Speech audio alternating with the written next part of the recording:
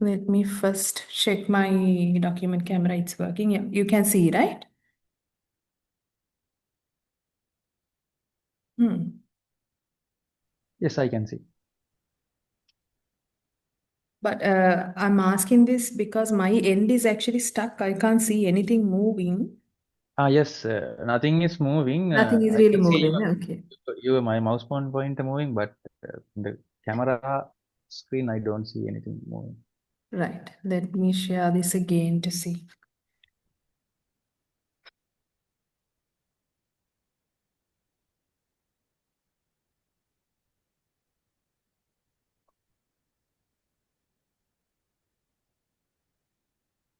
Really moving.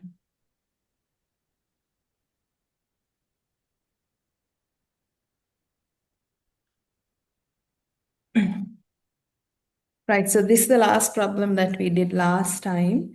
We did one problem to show, given an abelian group G, to show that H over here, where we take all elements of G with finite order to show that it's a subgroup, right? And we use the subgroup criterion. And then today we will be actually starting cyclic subgroups.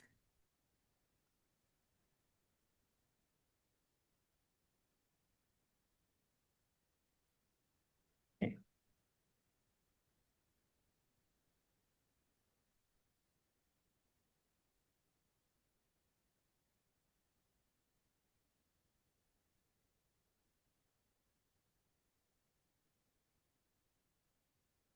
Cyclic subgroups.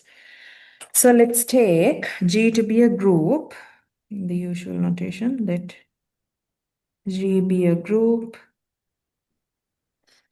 and A be an element in G. And let's take let's take H to be a subgroup of G.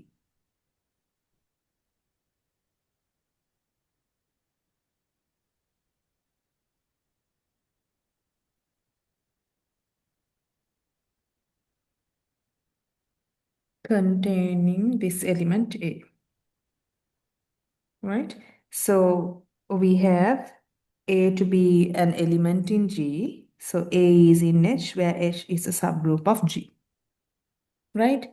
Now A is an element in A is an element in H and it's a group on its own. Therefore, any power of A must belong in H, right?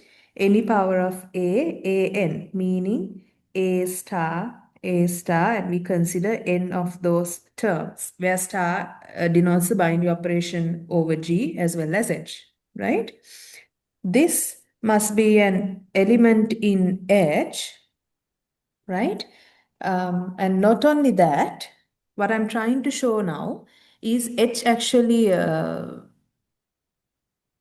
let me write it first. An is in H and its inverse is also in H. H is a subgroup, therefore its inverse is also there. And since the inverse is there, we must have all these negative powers also to belong in H, right? This over here meaning we take the product of A inverse n times. So this also belongs in H. Not only that, H is a group of its own. So we have its zero power, which is simply the identity to belong in H. So now we see all the zero power of A, positive powers, negative powers, they are all in H, right? So we see that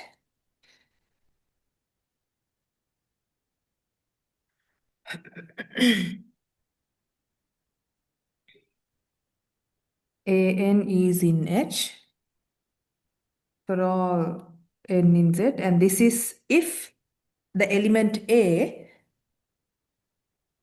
belongs in H, right? In other words, this set containing all these elements is a subset of H.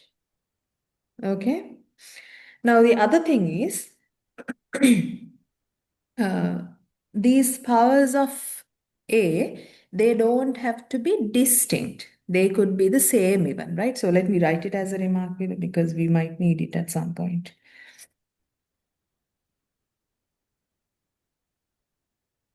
These powers of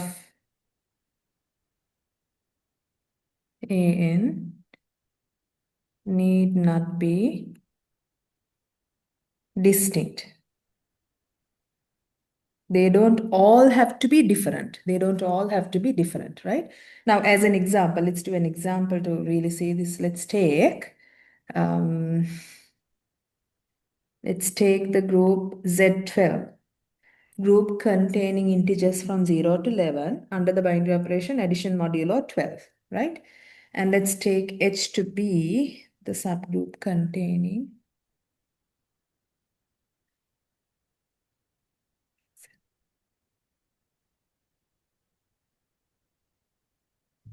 right? Now observe 6 is an element in H, right?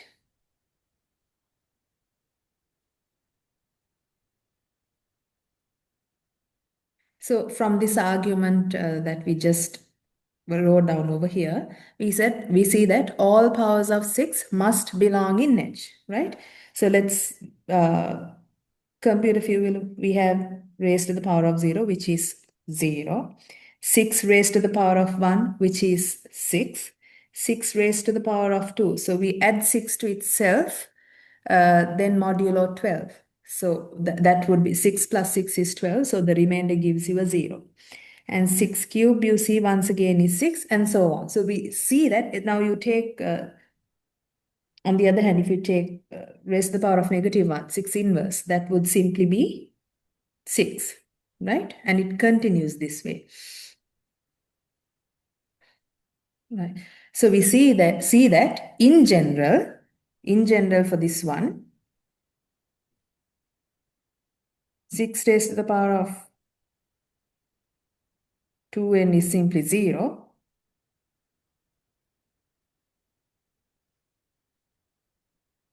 6, right? And this is for all n in Z. Now we see that the set containing all powers of 6, we only have two distinct elements, 0 and 6, right? We only have two distinct elements, 0 and 6. This is actually contained in H. It's contained in H. Now, like I told you over here, not every power need to, or not every element when you take all this power need to be distinct. Now, in this case, we only have two different values. Every other value that you consider would either be 0 or 6, right? Now, let's get to this theorem.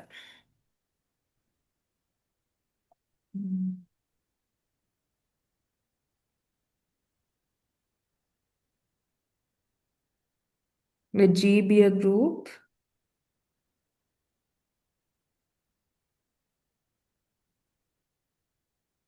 and let A be in G. Let's take H to be containing all these for all the powers of A. Now this is actually a subgroup of G, and this is the smallest subgroup containing the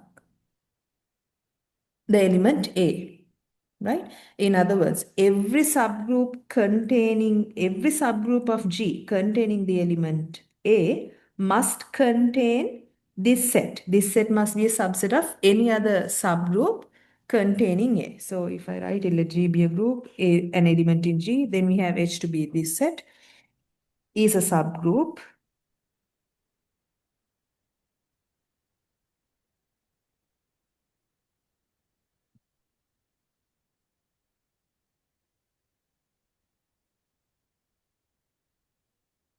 And it is the smallest subgroup of G that contains A.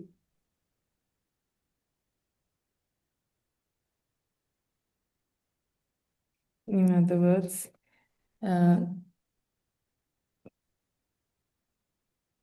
subgroup containing A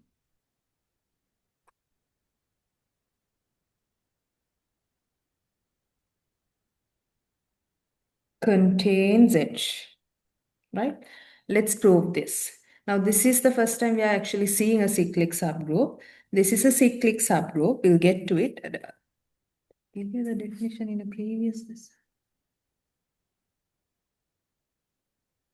No. Okay. Once again, we will use the subgroup criterion to prove this. First thing is, we see that H is definitely a subset of G. Why? We take an element of G and consider all of its powers. Obviously, G is a group, must contain all powers of this element.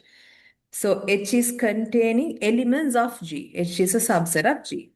Now it's not empty. Why is that? When you take n equals 1 even, you see A is in H and A is already an element that exists in G. Or you can simply take n equals 0, in which case we end up with the identity, right? So let me write. This is using the subgroup criterion.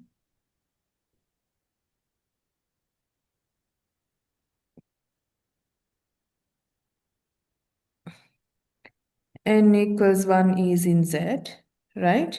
Then A raised to the power of 1 is simply A, E is in H, because A is an element in G, right? It's an existing element. Or on the other hand, you can simply consider N equals 0, A raised to the power of 0, identity is in H. H is not empty, right?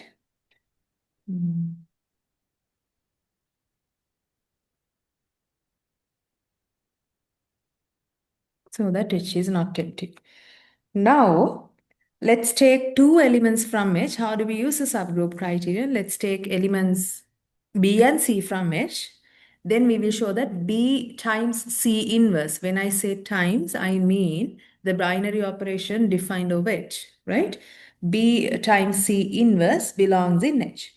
So let's first of all take two elements, which we can do because this is not empty. Let B, C be elements in H, right?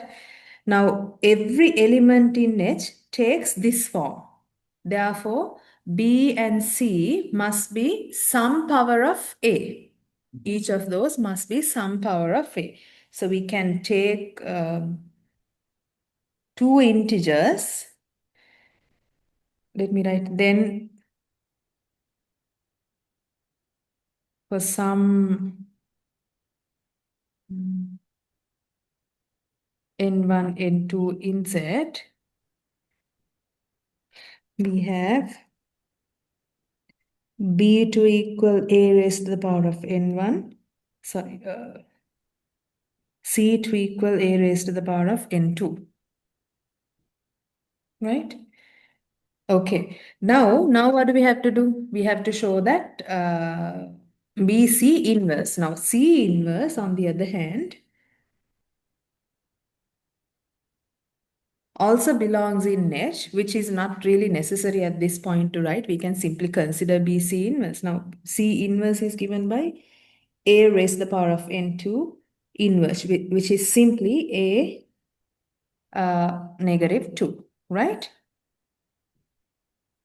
Let's simply consider BC inverse, which is given by A raised to the power of n1 times A negative n2. This is equal to A raised to the power of n1 minus n2. Now, this is an element in H. Why is that? n1, n2 are integers. Their difference is also an integer, right? So, and for any n, a power of A must belong in H. And this is some integer, therefore this also must belong in H. So let me write E is in H since n1 minus n2 is an integer for integers n1, n2, right? Therefore, by the subgroup criterion,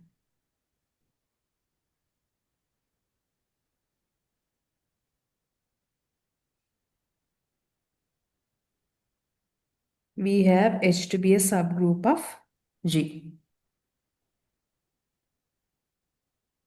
Okay, so we know for any group G,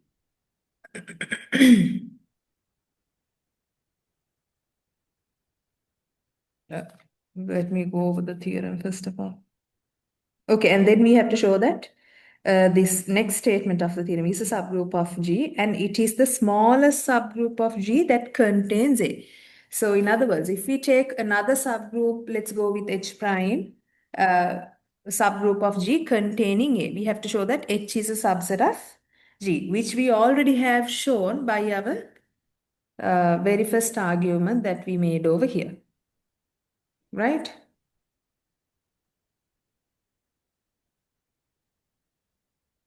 So I will simply refer to that argument and conclude the proof, okay? Let H prime be any subgroup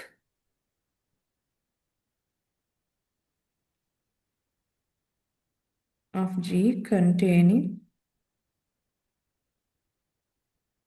A.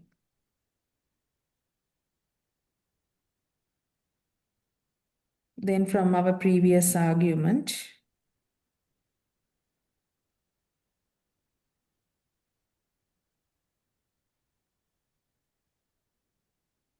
we know that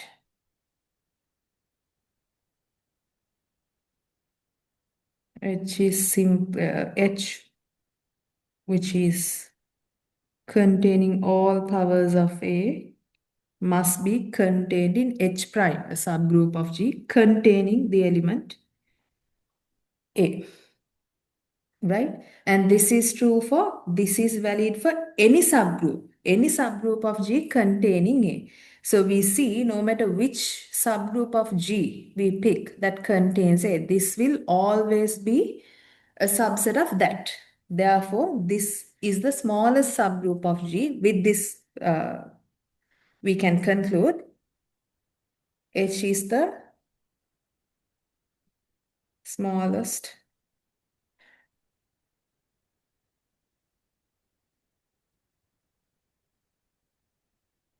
subgroup of G containing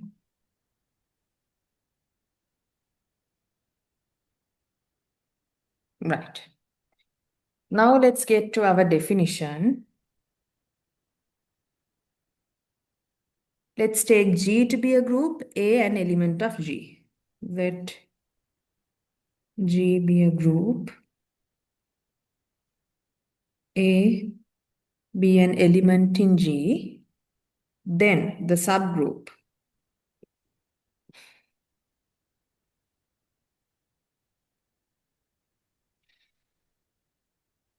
powers of A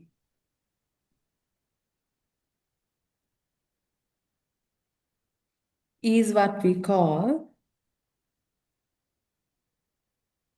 the cyclic subgroup of G generated by this element A.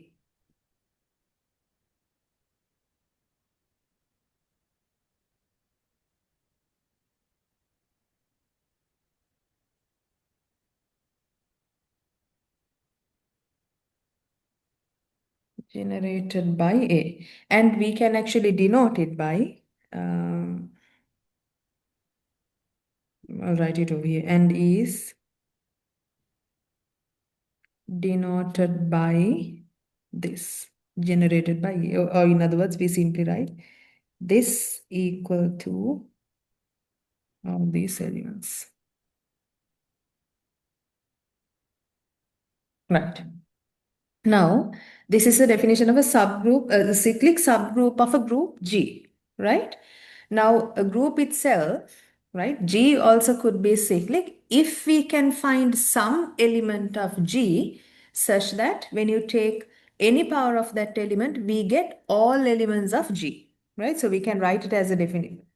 Let me write the definition for a cyclic group over here. Mm,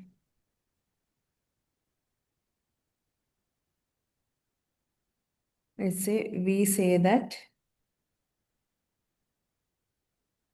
a group G is cyclic if an element A of no, if an element A in G generates G.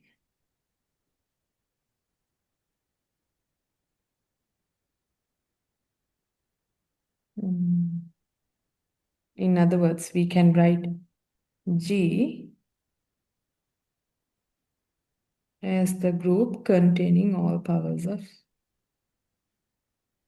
n. Right? Here we say that A is actually the generator for G.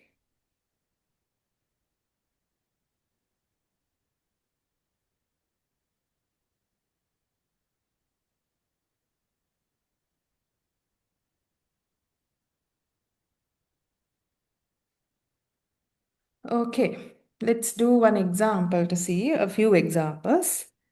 Let's go with grade 6 first of all. We have these elements, right? Binary operation is addition modulo 6. Now observe, uh, if I find the subgroup of this group that is generated by 1. So we consider all powers of 1. Right? What do we get? First we get, when you take n equals 0, 1 raised to the power of 0, you get the identity 0, 1. And for n equals 2, you get 2, 3, 4, 5. When you take 1 raised to the power of 6, you add 1 6 times, take modulo 6, that what you have is 0. Back to this element 0. When you take n equals 7, you get to this element likewise. So these are the distinct elements that you get when you consider powers of 1. What do we have over here? The group Z6 itself. So we see that this is a cyclic group and 1 is a generator. Right? It's a cyclic group and 1 is a generator.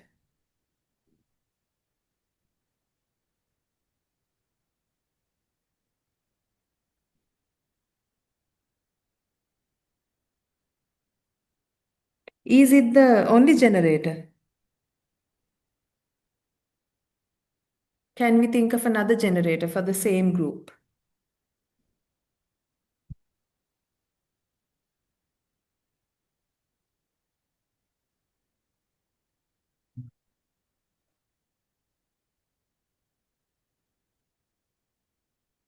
Can we think of another generator? Right? Sorry?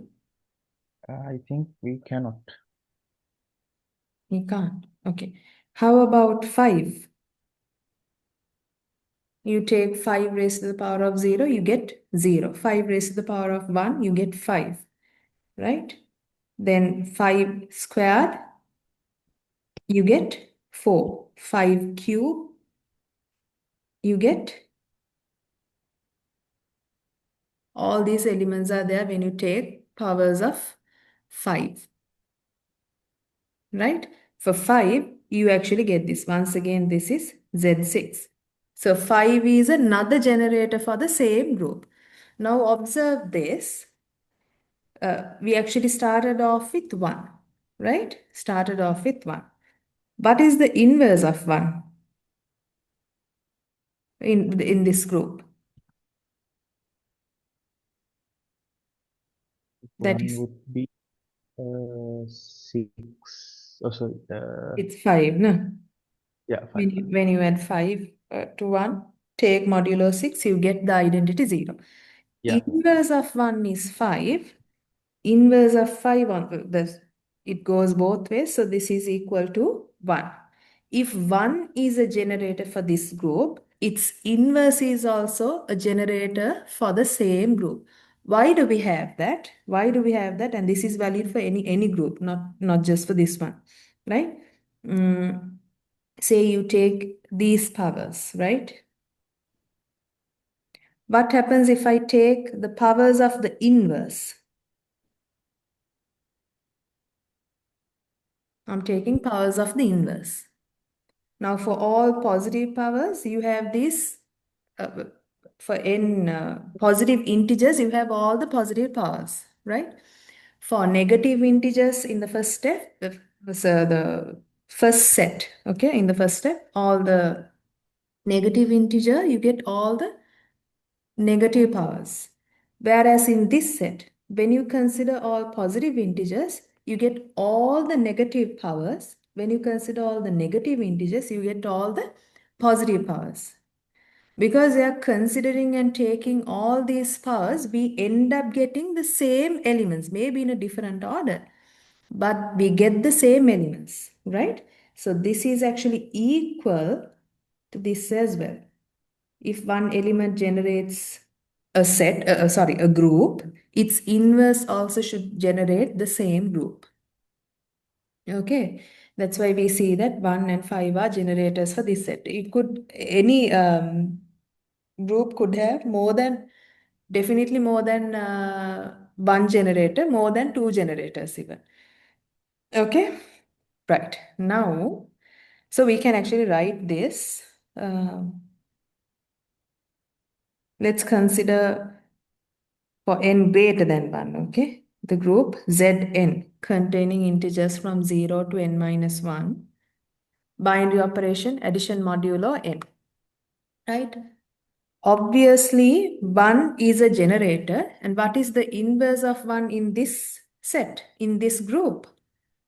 N minus 1, right? So 1 and n minus 1 will always be generators for this group. So we can write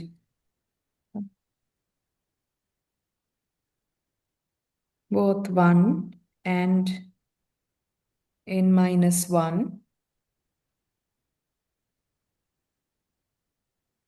are generators.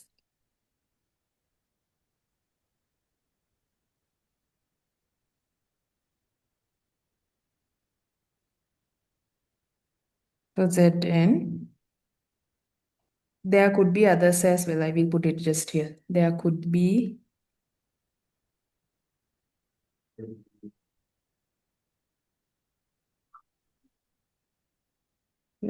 others as well. Okay. So we understand this is generated by 1 and n minus 1 for sure. Okay. And inverse of 1 is simply n minus 1.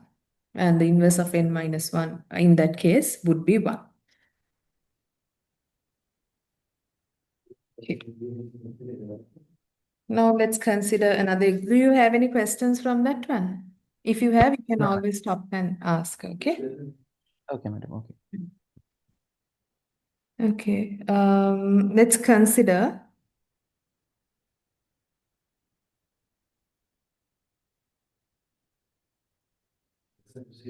the set of integers. Now this is a group under addition. First, let's find the subgroup generated by the identity. What is the subgroup generated by the identity? If we write it out, we consider all these powers. What do we have in the set?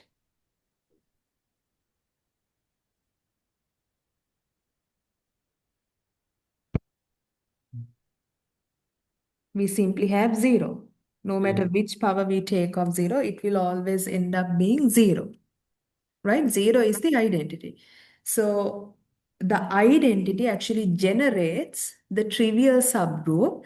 So now we understand, because now the trivial subgroup in this case we see is cyclic. Not in this case, not just in this case. For any group, the trivial subgroup will always be cyclic. Why? Because it will be generated by the identity itself. So no matter the group, whether it's cyclic or not, the trivial subgroup will always be cyclic. Okay? So let's write it over here. So we understand that trivial subgroup is cyclic.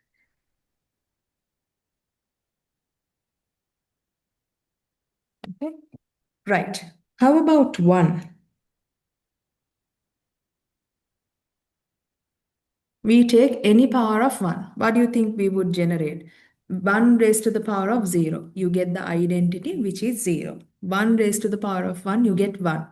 1 squared is simply 1 plus 1 because addition is the binary operation now. It gives you 2. Then 1 cube gives you 3. Likewise, you get all positive integers. Whereas when you take negative powers, 1 raised to the power of negative 1, simply 1 inverse, that would be negative 1, right? 1 raised to the power of negative 2, that would be negative 1 plus negative 1. You get a negative 2. Likewise, when you take all the negative powers, you get all the negative integers, right? So you have negative 2, negative 1, 0, 1, 2. Likewise, what you get at the end. You don't have to write it like this. I'm just as an example, okay?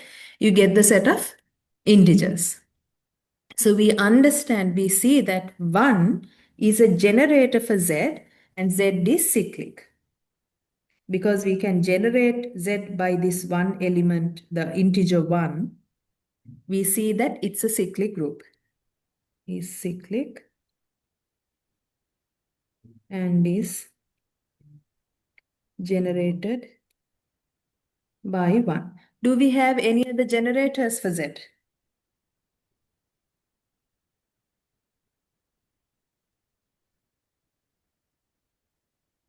Any other generator?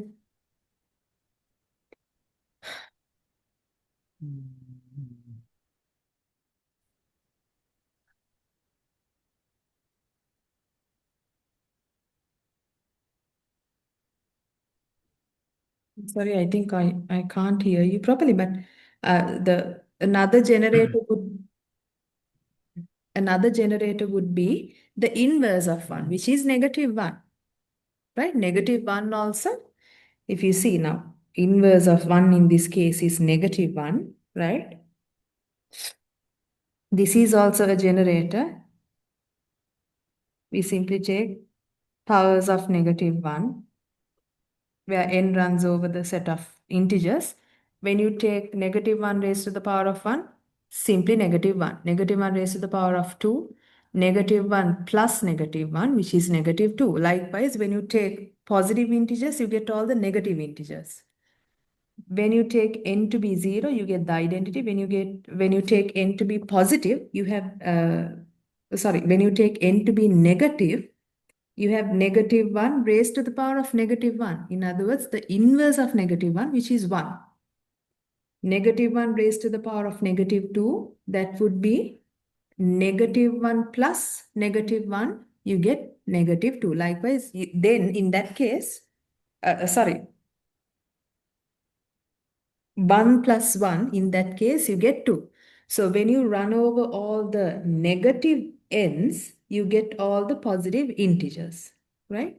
So this also gives you Z. So we see two generators for our cyclic group, Z, which is 1 and negative 1, right? If you find 2, what do we get? 2 raised to the power of n, all these, for all these integers. Once again, we take n equals 0, the identity, n equals 1, you get 2, n equals 2, you get 4. Likewise, you get all multiples of 2, right? This ends up giving you multiples of 2, right? This set we will simply denote by 2z, right? This is some notation we are going to adopt from now on. Let me write it from now on.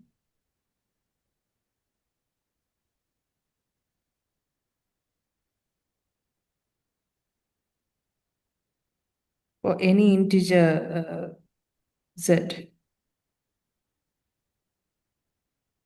any integer n, sorry, we will write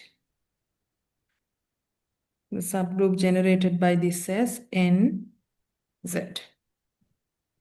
Okay, right. Right, now let's do another example, S3.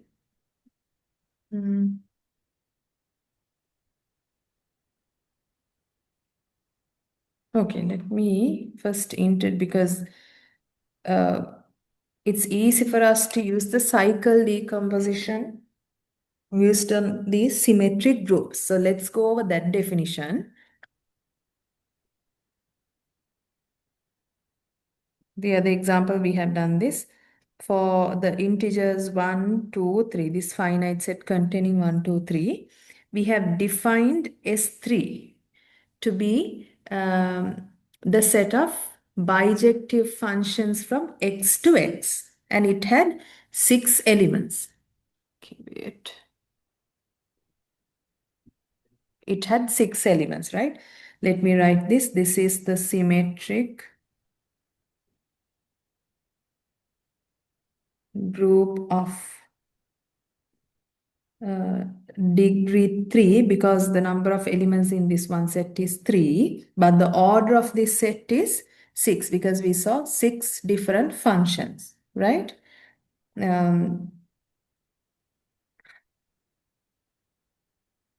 Order of S3 is actually 6, and we see that this is the factorial of n. So for some, if you have x to contain elements from 1 to n, we define Sn to be the symmetric group of degree n, right? That means it contains functions that are bijective from the set x to itself. Its degree would be n, and the order of that set would be factorial then, right? And we say that elements of, sorry, let me write it, elements of S3 are simply permutations,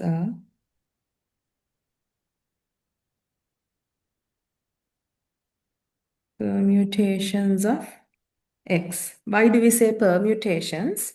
Let's go over these elements once again and let's learn the cycle decomposition because that would make things easy. From now on, we will simply consider the cycle decomposition. Otherwise, we'll have to write the functions f1, f2 and continue from there. Okay? Right. Let me write notation for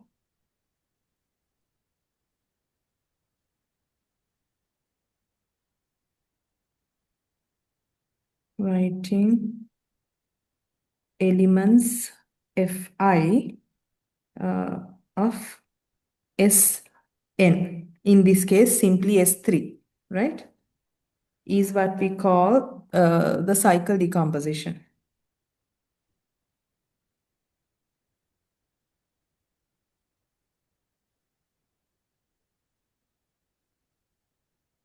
Okay, how do we write this cycle decomposition? If we start with f1, which is the identity function, sending 1 to 1, 2 to 2, 3 to 3, right? What I'm going to do is on top, within these brackets, I will write on top the domain, here the codomain, and because 1 is sent to 1, sorry, before we write the codomain, down here we will write the corresponding images. So 1 is sent to 1. So below 1, I will put 1. 2 is sent to 2. So below 2, I will put 2. 3 is sent to 2. 3, sorry. Below 3, I will put 3. Now this, I will write as a simple cycle as a permutation. 1 is sent to 1. So 1 sent to 1 and we are done. So we close it. Now we go back here. 2 is sent to 2. So 2 sent to 2, cycle closed. Then 3 is sent to 3. We have this. So we have 3 cycles, all of which contain simply one element. Because this is an identity, we simply write it as 1, or in some cases you might see simply 1. Right? Instead of writing these 1 cycles, we will simply denote it by 1, the identity. Okay, now let's go to F2. Did I, F2, 1 sent to 1, 2 sent to 3, then we have 3 sent to 2. We kept 1 to be fixed, permuted the other 2, right? Start off with the domain. Now let's go to the images, right? The codomain. 1 is sent to 1, right below 1, we write 1. 2 is sent to 3. So 3 over here. 3 is sent to 2. 2 over here. Now, when you write this corresponding cycle, right? Corresponding cycle within brackets, we start off with 1. 1 is sent to 1, right? So we have 1 sent to 1. Then we go to 2. 2 is sent to 3. So next to 2, we write 3. Before we close parenthesis, go to 3. 3 is sent to 2. 3 is sent to 2. Now we close parenthesis. This means 2 is sent to 3. 3 is sent to 2. Now you see how these elements are permuted. 2 to 3 and 3 to 2. Now, when you have simply one element sent to itself, by convention, the usual notation would be to disregard writing this, simply write 2, 3. Simply write 2, 3, right? When you see this cycle decomposition on S3, so we understand there is an element 1 which is not written here. That means it simply goes to itself, right? This means 2 goes to 3 and 3 goes to 2. These elements are permuted. Now, F3, on the other hand, I think we fixed 2. It doesn't really matter, okay? Because from now on, we will simply take these cycles and go from there.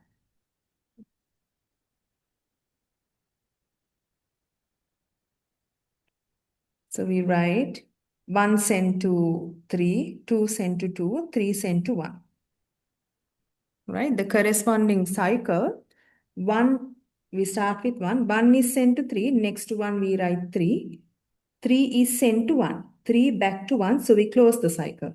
2 is sent to 2. We don't write it because it's sent to itself. Right? Now we go to F4. F4, we keep 3 fixed.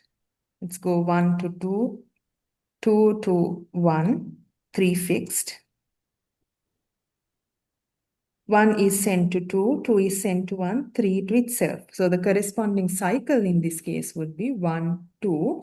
Because 3 is sent to itself, we disregard writing. What you see on this side, 1, 2, 3, 1, 3, and 1, 2, these are what we call the cycle decompositions, right?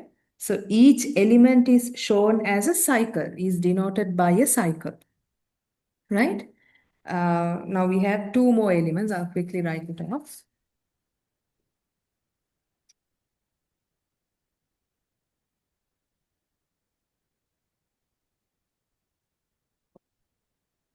If I can't remember exactly how we took it, but anyway, from now on, we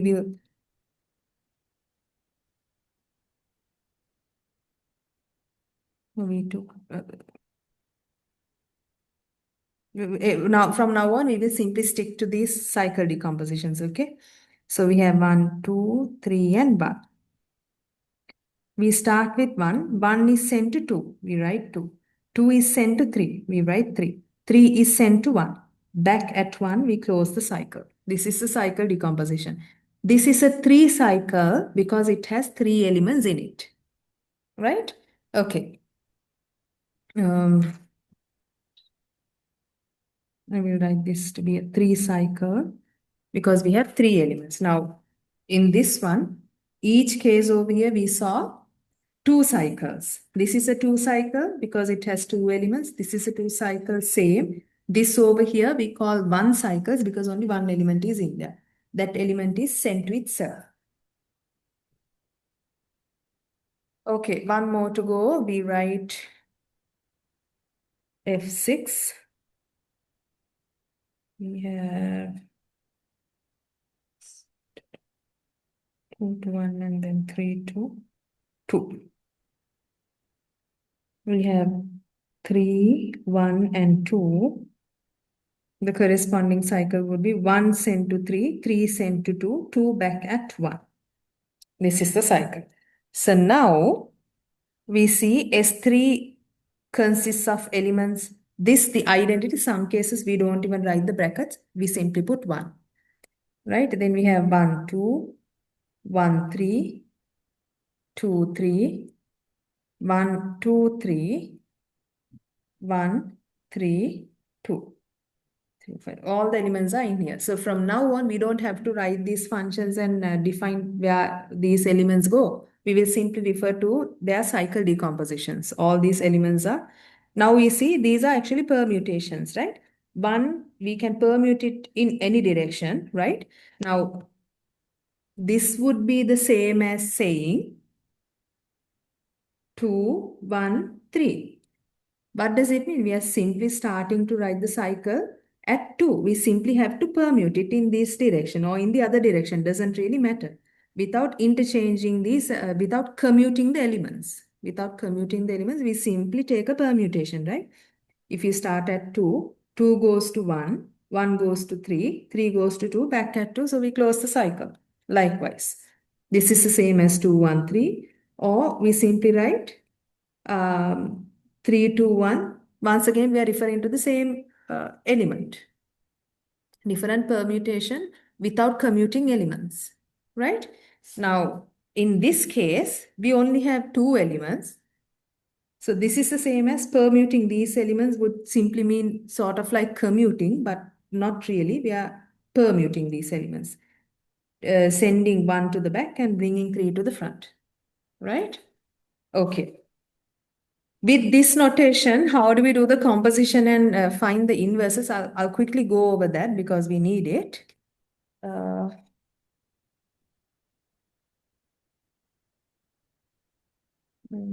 okay, let me write below composition. I will simply put it as composition and let's take the composition of the elements 2, 3, and 1, 3, right?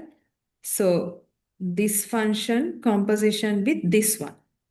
We start with the one that's on your right, right? Let's start with 1 over here, the first element that you see. 1 is sent to 3. Come back to this one. 3, on the other hand, is sent to 2. So we write 1 and 2. Now go over here, we find 2. 2 is not written in this cycle. That means 2 is sent to 2. So 2 is sent to 2, go back here. Here 2 is sent to 3. So in the composition, 2 will be sent to 3. Come here, 3 is sent to 1. 1 we can't see in this cycle. That means it's sent to itself. So 3 will be sent to 1. We close the cycle. Okay, is it clear to you? Madam, can you go through the composition that just what you just did Okay. again? Oh, okay. Now in this one, we actually start with this one. It's very similar to the function composition. F circle g of x would simply mean f of g of x. So we first take the function value of g, what's written on the right. Okay. So here we start with 1. 1 is actually sent to 3. From the cycle, we see that 1 is mapped to 3. Right? But we don't stop there. We go here and find 3. And we see that on this side, 3 is mapped to 2. Right? 3 is mapped to 2. So in the composition, 1 is actually mapped to 2. That's why we start at 1, end at 2. Okay? Now we are at 2. We are not going to close the cycle just yet. Go here, we find 2. 2 is not written in this cycle. What does it mean? 2 is actually sent to itself.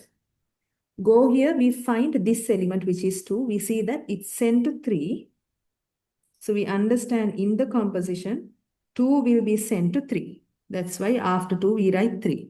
Before we close the cycle, just to make sure, you don't really have to, but just to make sure, because these are the only elements. That's why you don't have to go back, but for us to learn. Go here to this cycle. 3 is sent to 1. Now go to the cycle that's on your left. 1 is not written over there. What does it mean? 1 is sent to 1. So 1 sent to 1. Right? In the composition, 3 will be sent to 1. So we close the cycle. Is it clear? Clear, madam. No clear. Okay. Okay. Um, we'll do one more and then go from there. Okay. Let's take the composition of 1, 2, 3, and maybe 1, 3. Start here, right? Start at 1. 1 goes to 3. Go here. We see that 3 goes to 1, right? So 1 goes to 1. This is complete. Now let's go to 2, right? Usually we disregard writing this, but at the end we will write the proper cycle. In this cycle, we don't see 2. That means 2 goes to 2. Go here, 2 goes to 3. Sorry. So we understand 2 actually at the end goes to 3. Go here. 3 goes to 1, 1 goes to 2. So we see that 3 goes to 2. This is simply what? The 2 cycle, 2, 3. So that is how the composition works. So how does the, right, yeah, the inverse.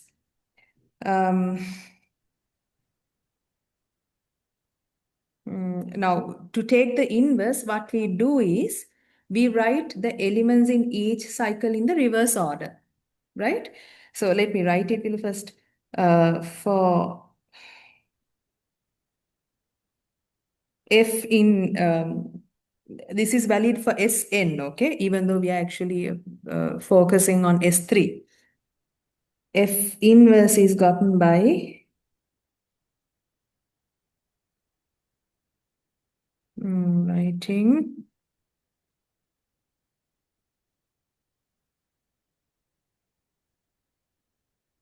the numbers in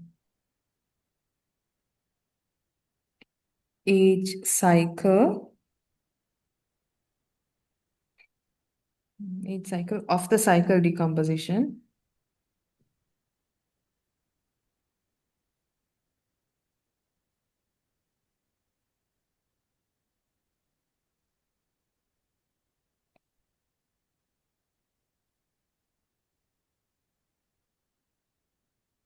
of F in reverse order, right? For example, let's take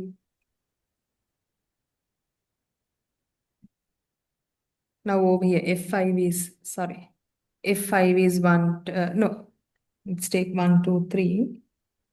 The inverse of this is written as what? We simply reverse these values, right?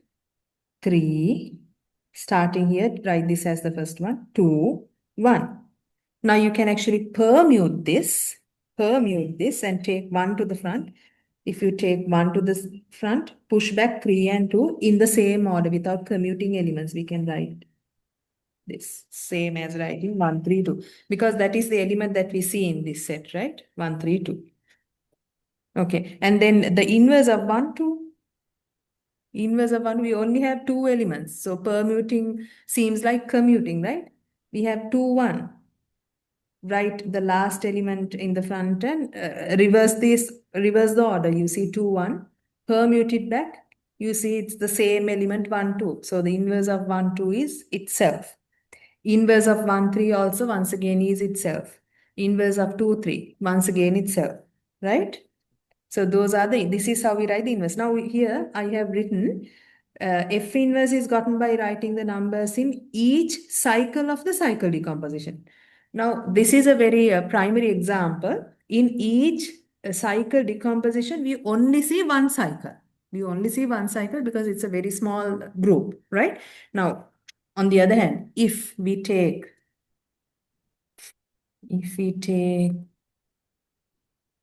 uh, S6, let's go with S6. I will use a different pen. For x equals, for x containing from 1 to 6, we can define S6. This would contain bijective functions from x to itself, right? Let's take one function f, f in elements such that we send 1 to 1. Let's go with 2 to 3, then 3 to 2, that way we get one cycle. Then let's send 4 to 6, 5 to 4, and 6 to 5.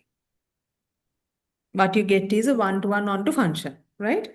Now, how do we write the cycle decomposition of F? This is given by, we start at 1. 1 is sent to itself. So we close this. Go to 2. 2 is sent to 3. So we write 3. See, 3 is sent to 2. It's coming back. Close the cycle. Go to 4. 4 is sent to 6. 6 to 5. 5 to 4. Close the cycle. Disregarding this element, right? This one cycle we will always disregard. It's just a conventional way to write this. Now, this is the cycle decomposition of this given function. Now, in this cycle decomposition, we have two cycles. We have two cycles, one of length 2. It's a 2 cycle. This is a 3 cycle. Right? Now, how do we write F inverse in this case? F inverse is written by, we don't, what do we say?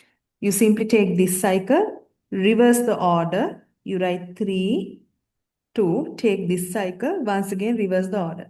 So we have what? 5, 6 and 4. Okay. Right. Do you all have any questions? Now we are going to check whether S3 is cyclic. If you have any questions, please ask me.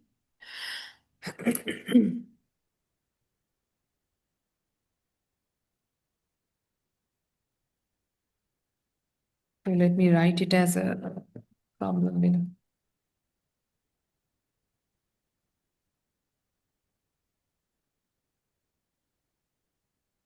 Is S3 cyclic? First, let's take the identity. Identity, when you take powers of this, we see that it only, no matter which power you take of the identity of any group, it will always be the identity. Therefore, this simply gives you the trivial subgroup of S3, which is cyclic. The subgroup is cyclic, right? Then we have any subgroup that you take, that you actually generate by an element, will always be cyclic once you generate it by an element, right? Now we want to see whether we can get S3 for any element, where we will generate all the corresponding subgroups of S3 by these elements and see whether we can get S3. Let's go to the other. Let me write the elements in S3. Identity we have 1, 2, we have 2, 3, 1, 3 is also there. Then we have 1, 2, 3. Then we have 1, 3, 2. That's the only permutation. Okay. Let's generate the subgroup, a subgroup by this cycle.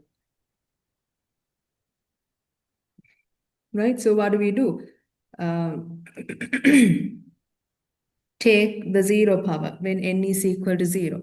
You get the element itself, right? This is 1, 2. 0 power, you get the identity, right? So I'll write it over here. When you take n equals 1, you get the element itself. When you take n equals 2, what do we get? For n equals 2, we have 1, 2 squared. This means the composition of these two functions. And what you get is 1 sent to 2, 2 sent to 1, 1 will be sent to 1. 2 is sent to 1, 1 is sent to 2, 2 will be sent to 2. 3 is sent to 3, over here also sent to 3, so we get the identity. For n equals 2, we get the identity. N equals 3, once again we get this one.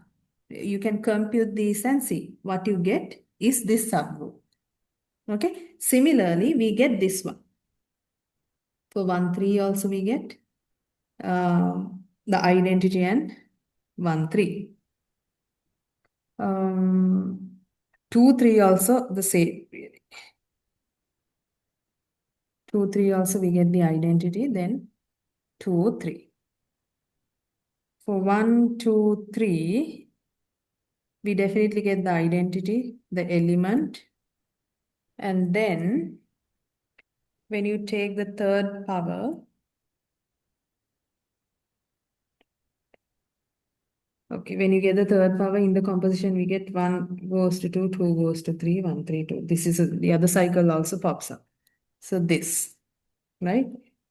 Then let's check the last element in the group.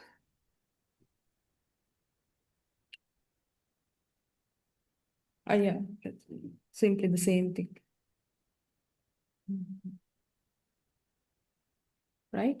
Now you see, these are all the subgroups generated by each and every element in S3. None of which actually gave you the full group S3. So from no element can we generate S3. Therefore, we conclude S3 is not cyclic, but it has many. For each element, you can find a cyclic subgroup. We have, for this cyclic subgroup, two generators, 1, 2, 3, and 1, 3, 2, these two cycles. Every other subgroup that we got was different from each other. So we see that for no element F in S3, we can see that S3 is generated by F, and so S3 is not cyclic, right? Therefore, S3 is not cyclic. Right. Okay, right. Moving from here, we want to do some elementary properties of cyclic groups. Right. Before that, let me give you this remark.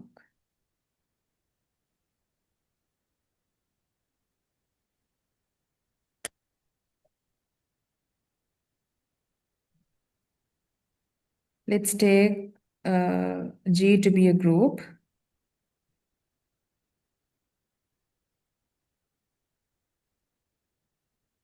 And A be an element in G, right? If we have the subgroup generated by A,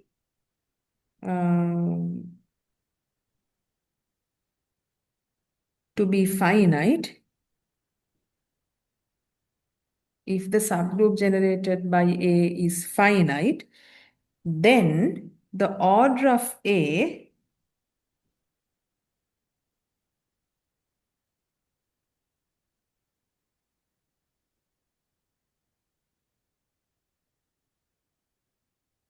order of element A, which is denoted by this, is the order of this cyclic group generated by that element.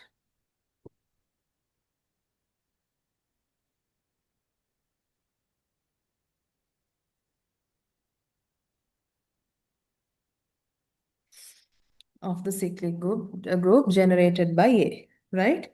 What does it mean? If we take the order of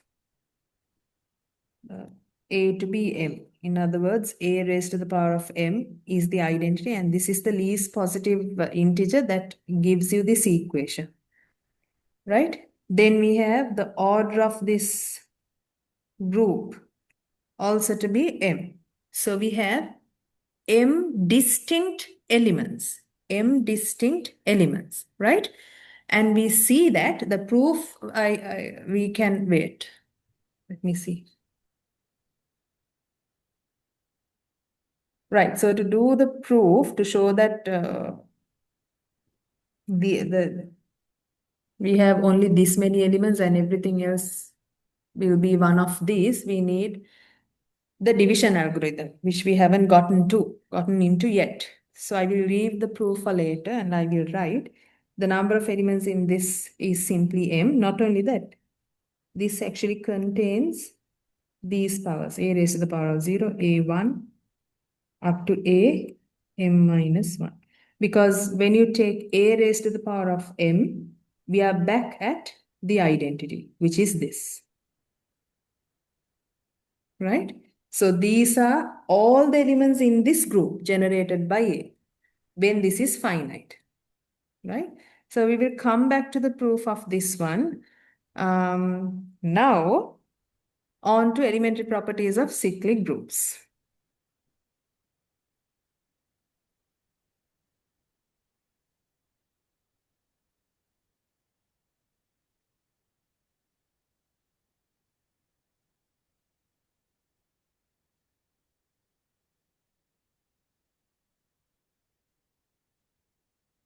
Right. So the first thing is every cyclic group will always be abelian.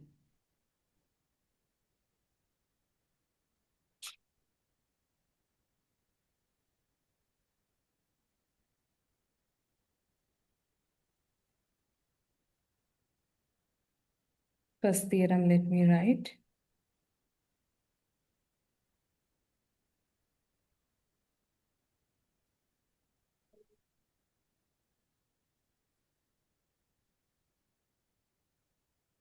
Every cyclic group is abelian.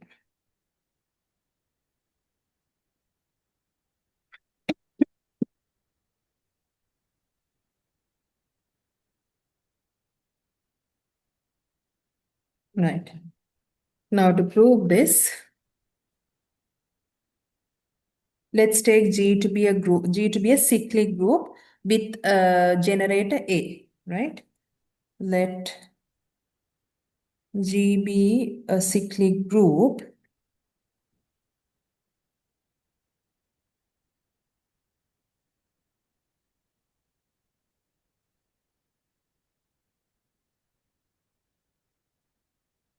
with generator A in G. That is, G is simply generated by A by considering all powers of A, right?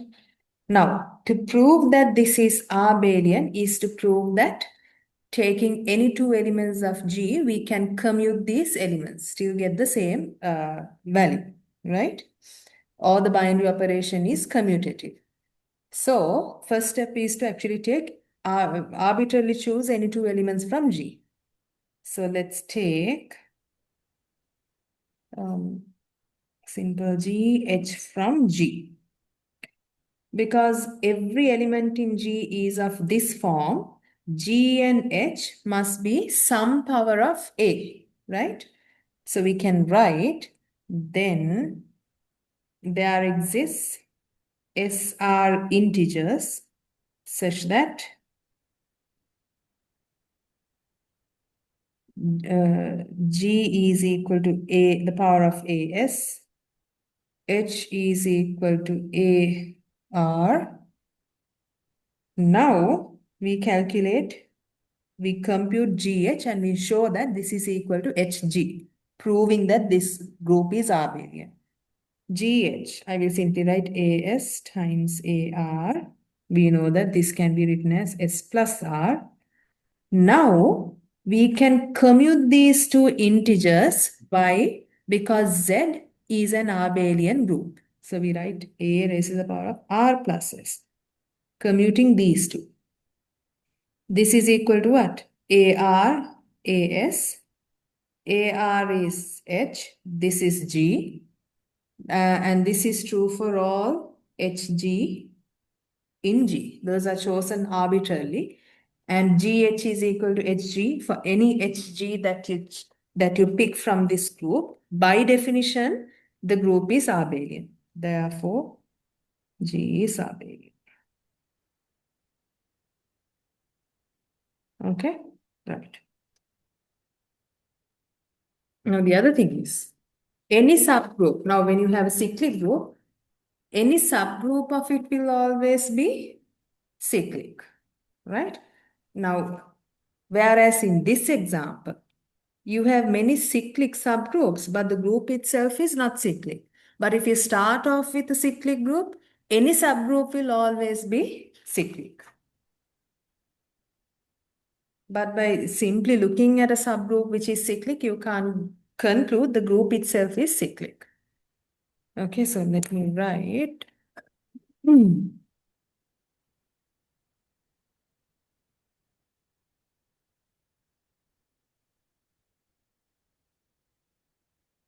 Every subgroup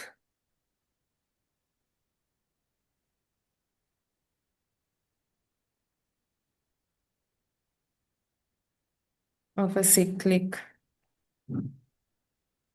group is cyclic. Okay.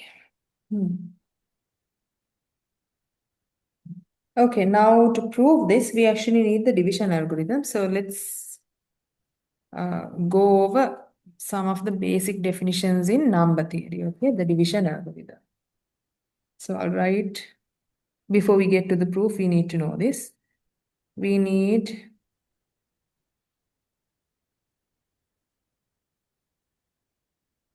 the division algorithm for the set of integers, right? What do we mean by the division algorithm?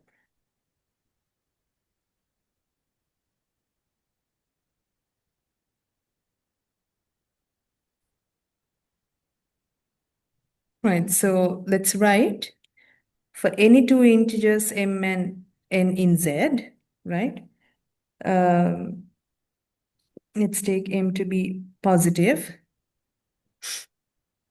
There exists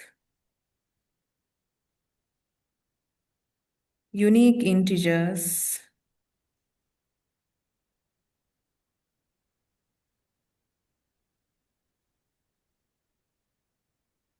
q and r such that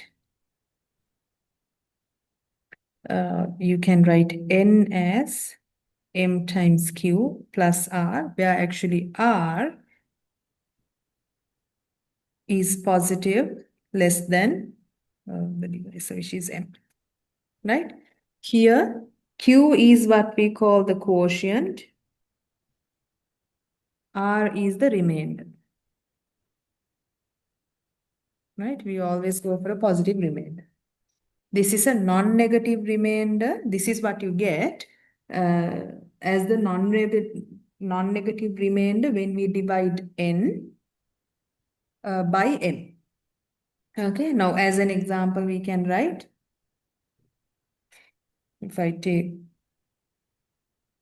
n to be 53, m to be 4, 52 plus 1. Okay, so we have 53 equals 4 times 13 plus, no, 1 plus 1. Okay, here this is our q, this is our r. Now you see r is actually between 0 and 4, the divisor, right? Now if I take, on the other hand, n to be negative 53 and m to equal 4, then we can write negative 53 as 4 times 56. Okay, so we have 4 times negative 14 plus 3. Plus 3 gives you negative 53, right? Here you have your quotient to be negative 14. We always go for a non-negative remainder, which is between 0 and the divisor, right? It could be 0. It will be 0 if the number is divisible by the divisor. Otherwise, it will have, you can always find a positive remainder, right? You see over here, r is actually between 0 and 4, right? Okay. Now, so when you have a 0 on this side, when you have n equals 0 and m equals 4, what do we have? You can write 0 as 4 times 0 plus um,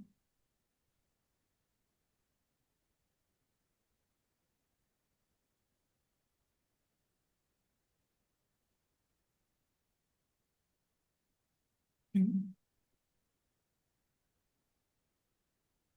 Oh, no, no, no, no, no, no. I'm sorry, this is not what I wanted to really show you. I wanted to show you when we get a number that is less than 4. Let's go with 3. 3, okay? Sorry about it. So we can write this as when the quotient is 0 plus 3. In this case also, now this number itself ends up being the remainder. Mm, between 4. When it's 0, there's nothing to really do, right? This will be 0, the remainder will also be 0. Um, okay, right. Now let's go back to the theorem. every subgroup of a cyclic group is cyclic. This is what we are going to prove using the division algorithm. I'll tell you when we get to that part. So proof of the theorem.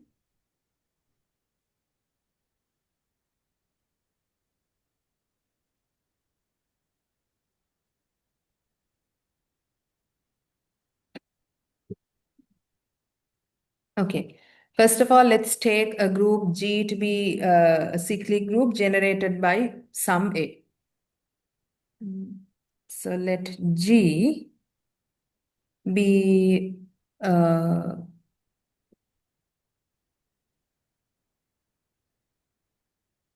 cyclic group generated by A in G. We have G to be written in this form.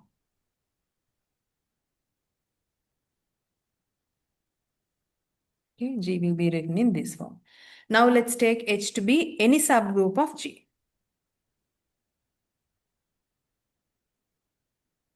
Let's take H to be any subgroup of G, right? Now, if H is the trivial subgroup, then we are actually done because the trivial subgroup is cyclic as we have seen before, right? So we assume that H is a non-trivial subgroup. Okay, let me write if H is simply containing the identity, the trivial subgroup, this is equal to this, the subgroup generated by the identity itself, uh, then clearly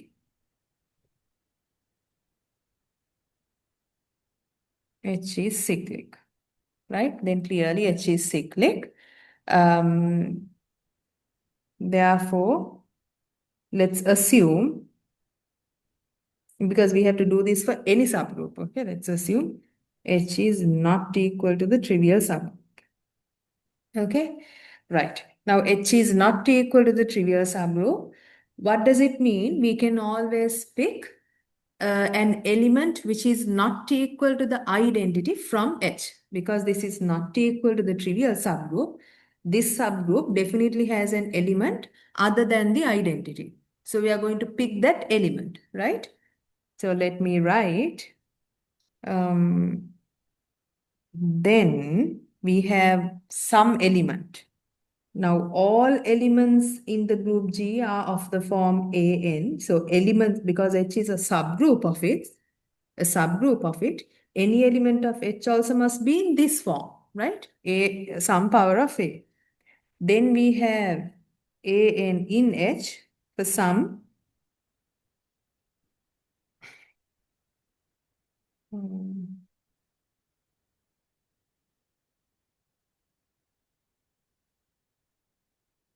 We can actually go for a positive power,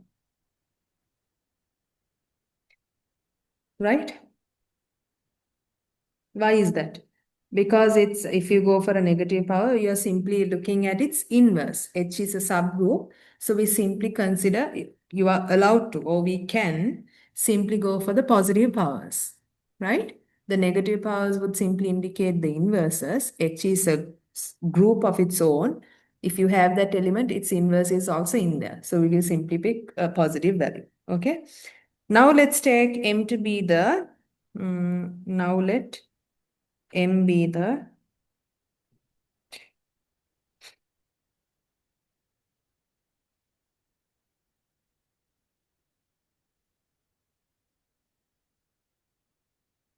smallest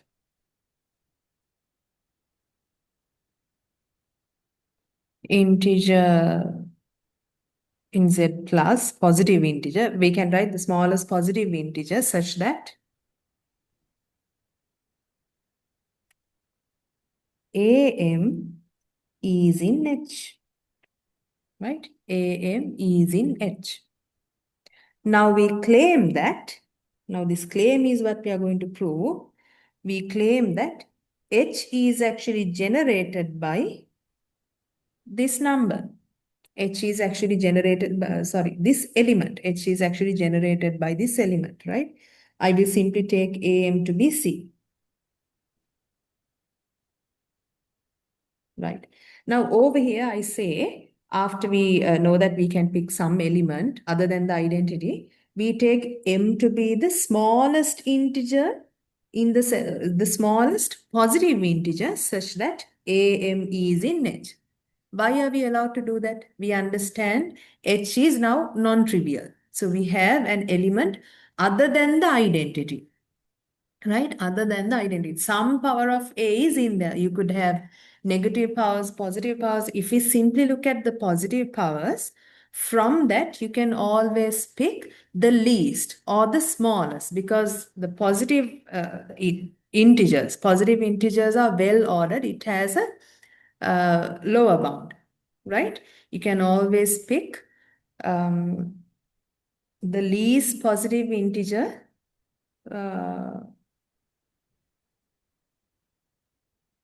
for this particular condition. You can always pick a smallest integer where am is in H because now we know H has a non-trivial, an element that is not the identity, right?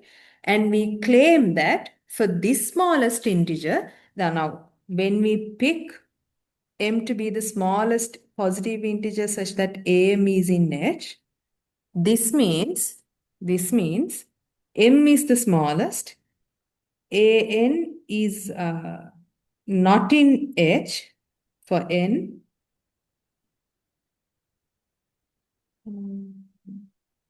less than n, right?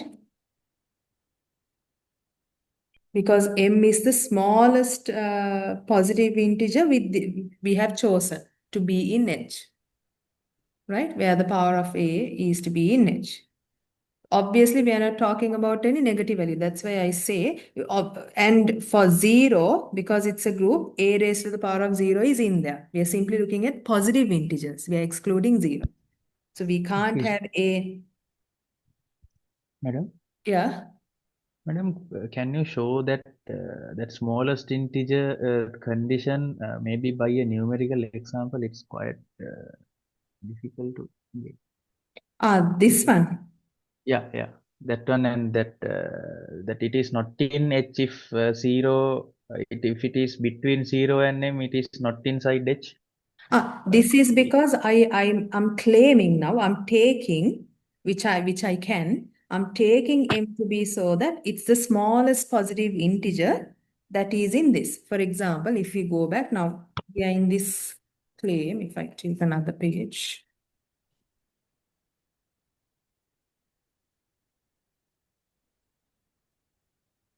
Now G is generated by these elements, right? And H is a subgroup of G containing at least two elements. Why do I say two elements? Because it's a non-trivial subgroup now. If it's a trivial one, we have shown that it's cyclic. There's nothing to really prove there, right? H has more than one element.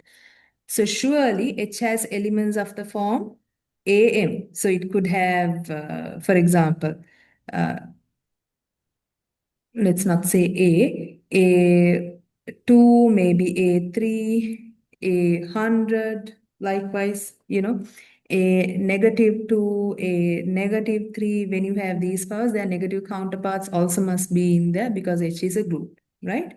These powers. What we do is we take all positive powers of A. We take all positive powers of A, and out of those, we pick the smallest number. In this case, the way I have written this, the smallest would be 2, right? In this case, our M is 2. So we can't have, or if I go with 4, 5, and from there, smallest would be 4. So we don't have A1, A2, or A3. We don't have these three elements. We do have A4 uh, and the rest of the elements. I have chosen M to be the smallest integer in the set of positive integers such that this element belongs in H, right? From my choice, we know that you can't have these elements. Okay. Okay, madam, got it. Okay. And um,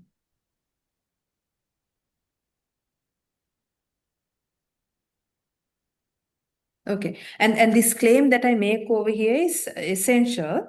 You will see where we use it. Now we claim that H is the cyclic group generated by A.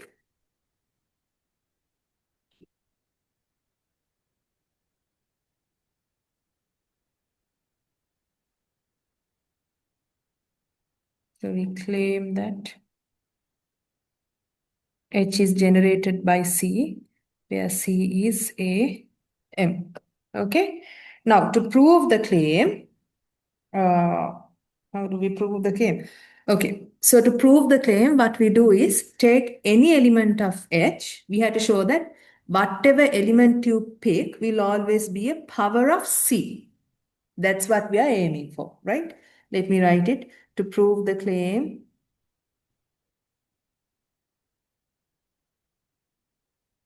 mm,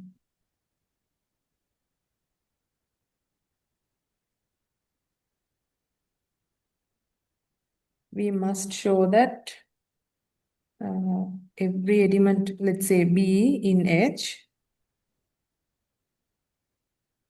is a power of C, right? In other words, if B is in H, right, we have to show that B is equal to C raised to the power of, I don't know, let's say R for some integer R. This is what we have to show. Now observe, B is in H and H is a subgroup of G. So this means, so we have that B is an element in G, right? And G is generated by A. So we can write B as a power of A, not necessarily M, but as a power of A, right? So we have B to be an element in G, uh, so that we can write it as the power of A, let's say A raised to the power of N for some integer N, for some N. Now what do we do? Now we apply the division algorithm for N and this M, right? Mm.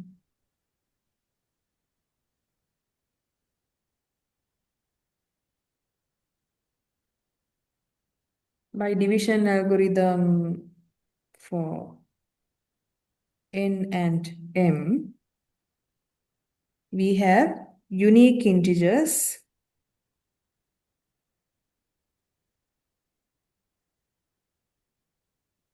Q and R such that we can write, now we divide N by M, M times Q plus R, where R actually runs from, is greater than or equal to 0, definitely less than M, right? This is by the division algorithm.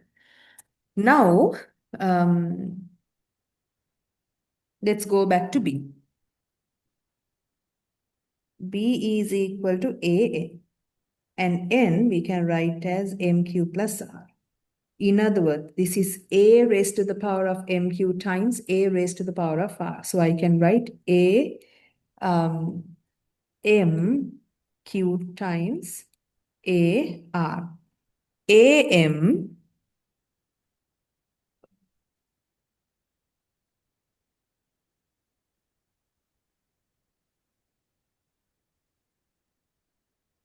okay, let me write, put AN over here. AM is equal to AMQ AR.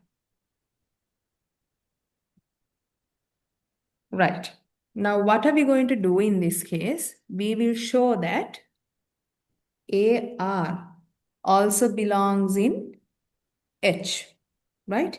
AR also belongs in H, but see, R is a number that is less than M. But we have specifically chosen M to be the smallest positive integer, where such that the power of A to M is in H. But now, when you have AR to be in H, R must be 0. Otherwise, this our choice would fail because as I wrote down over here, for any value that is between 0 and m, you can't have this power in h. That is how we have chosen this value n. And we can do that because the set of positive integers, it's well ordered, it has a least number, right?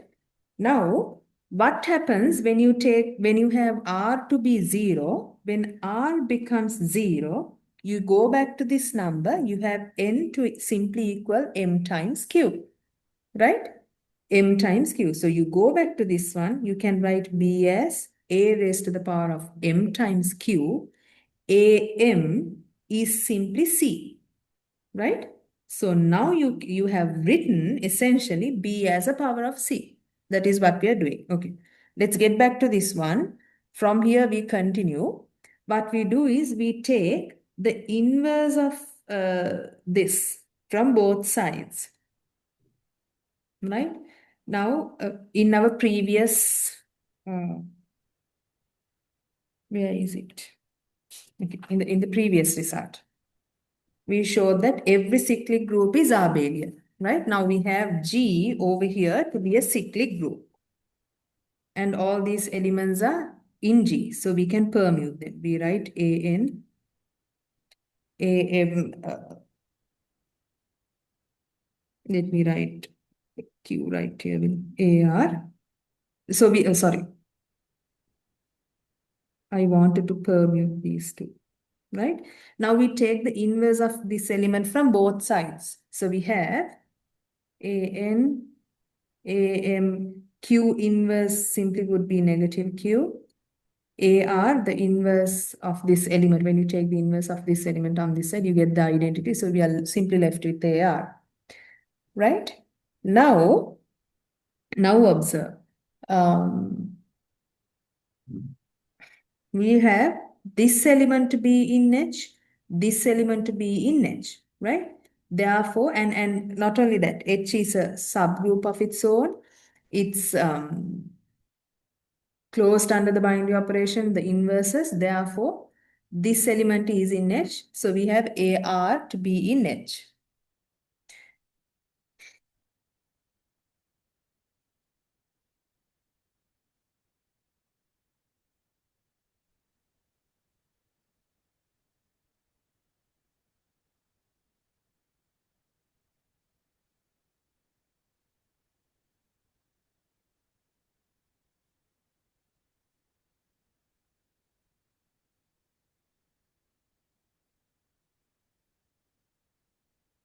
AM, sorry.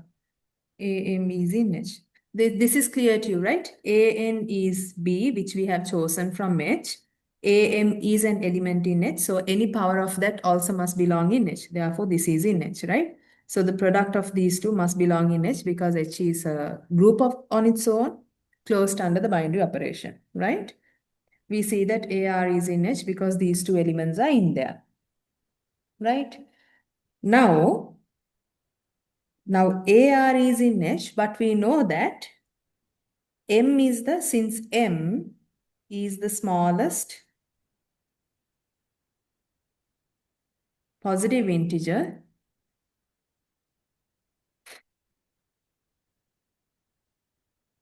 such that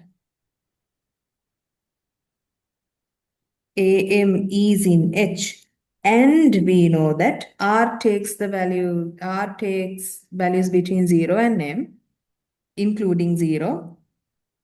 We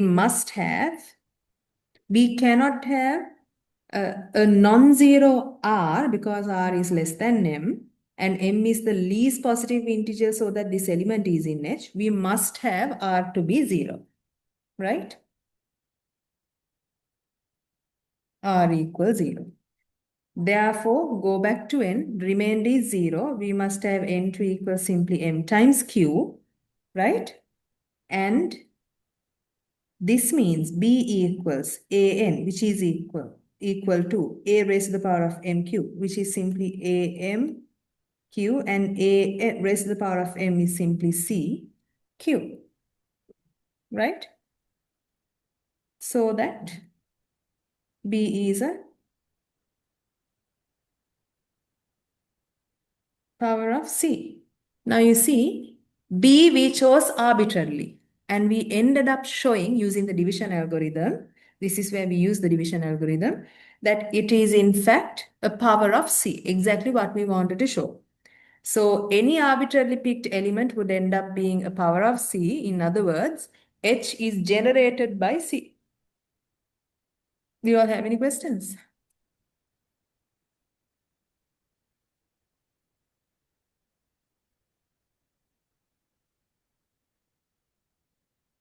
This corollary. The subgroups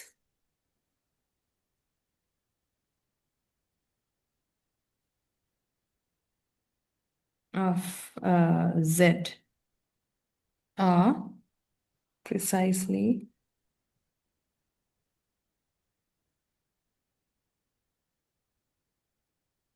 the groups NZ. Now, when I say subgroups of Z, that means under addition, okay? For any integer n, right? So these are all the subgroups of Z. And we know that Z is an abelian group, so it's cyclic. These are all cyclic. These are all the subgroups of Z, right? Now with this, okay. Now after this one, let's do this problem. I think this is in the problem set, but we will do it.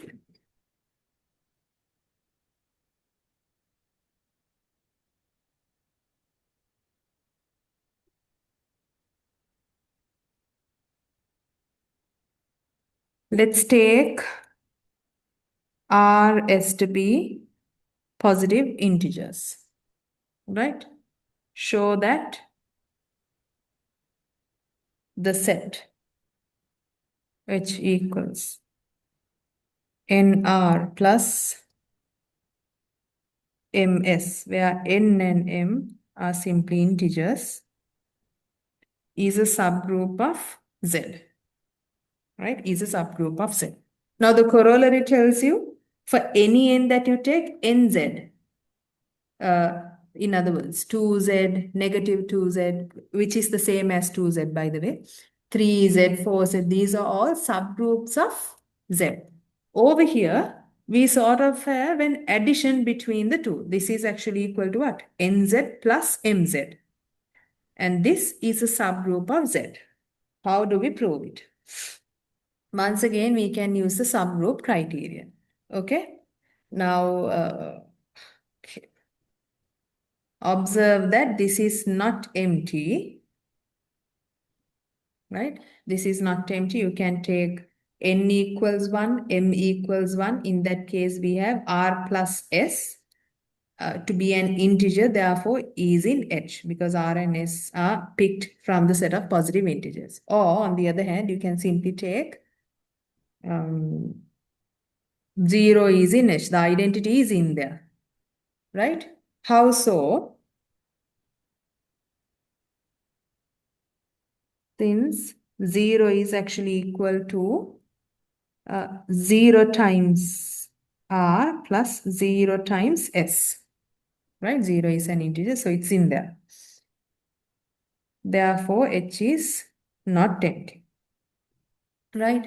Now to use the subgroup criterion, we have to show that it's generated by, we have to show that taking any two elements from H, A and B, AB inverse must also belong in there, right? Let's take A, B elements from H. Because any element that you take from H takes this form, we have, then you can write A and B in this form. Then there exists, okay, let's go with N1, M1, N2, M2 integers such that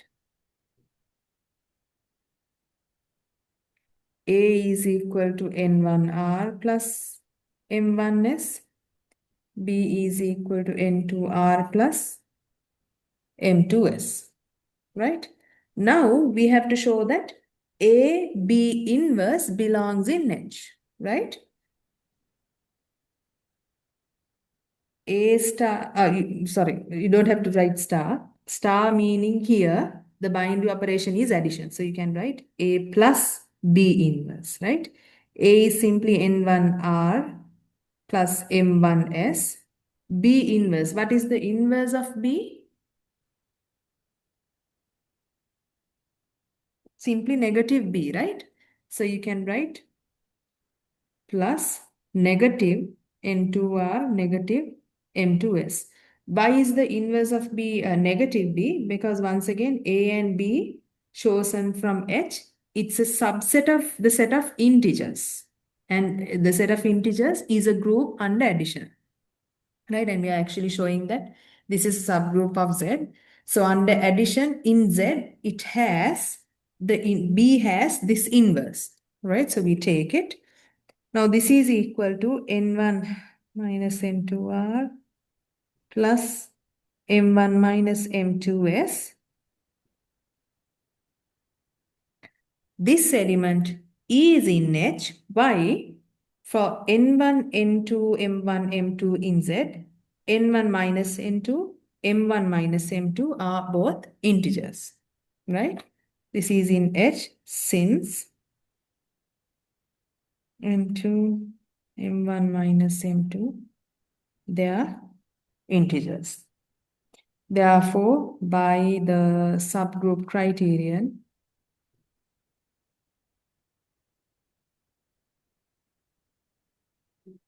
we have H to be a subgroup of Z,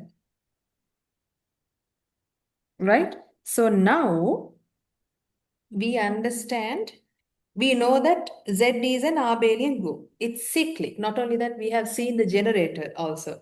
We have two generators for Z, 1 and negative 1, right? H is a subgroup of a cyclic group. Therefore, this H that you see over here must also be cyclic. So it must have a generator, right? This generator we can actually choose it to be positive, right?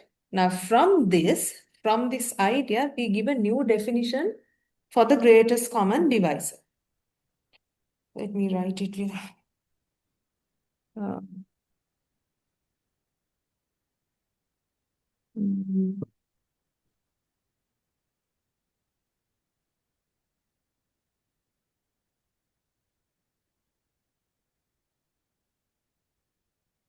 since Z is cyclic and H is a subgroup of Z, we must have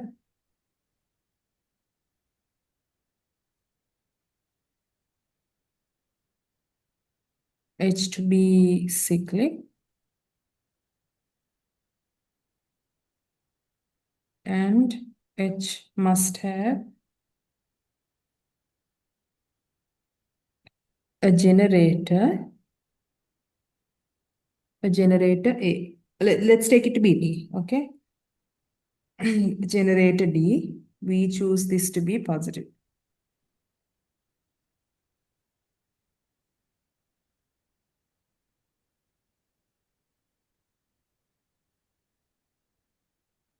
Which we can do, okay? Even if you take a negative number, its inverse would be a positive number, right? If the negative number generates this, it's as we have seen in our previous like remarks and the things that we've done so far, its inverse, which is the positive number, will also be a generator. So we choose this generator to be positive, right? We choose this generator to be positive. Now, no, let me give the definition. We are going to define the greatest common divisor. We're going to give a very different uh, definition to the greatest common divisor between two numbers using this set.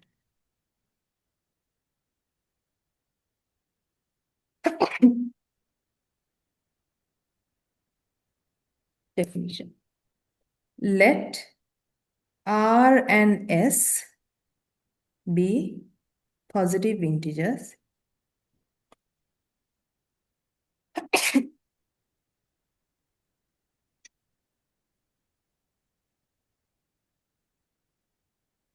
The positive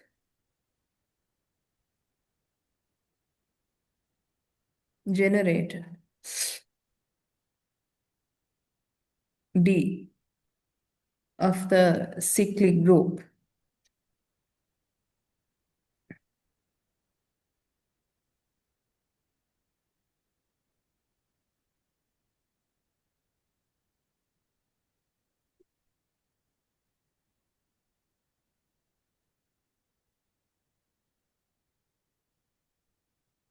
Under addition,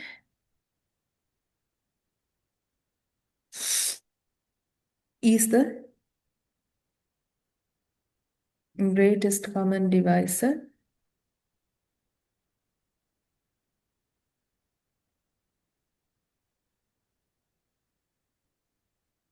which usually is denoted by GCD, right? Of R and S. We write this, so we denote it by GCD of R and S, greatest common divisor to be D, right?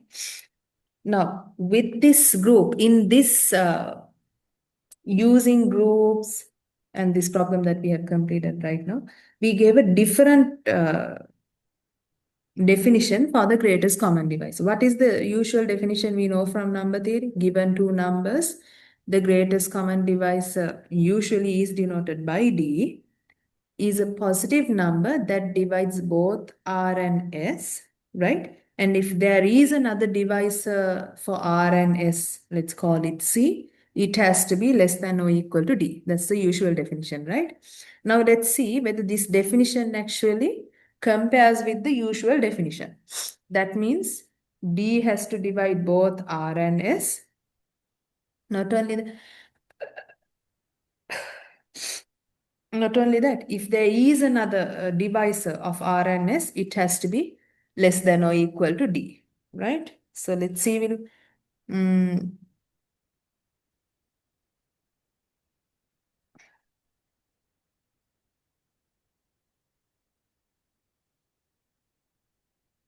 okay.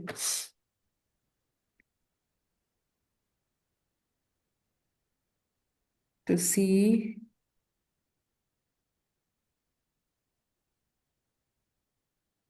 whether this compares with the usual definition from number theory,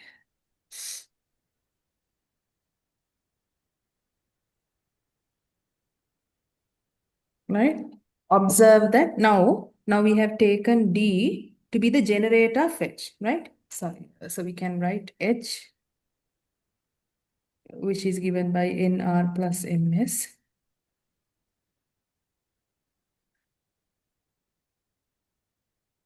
being generated by D, right? Now observe R and S, they are actually elements of H, right? Because you can write R as 1 times R plus 0 times S. And you can write S as 0 times R plus 1 times S. So we see that R, S, they are elements of H, right? They are elements of H. And H is generated by D. Therefore, R and S should be, we should be able to write them as powers of D, right? So for some, write them as some power of D.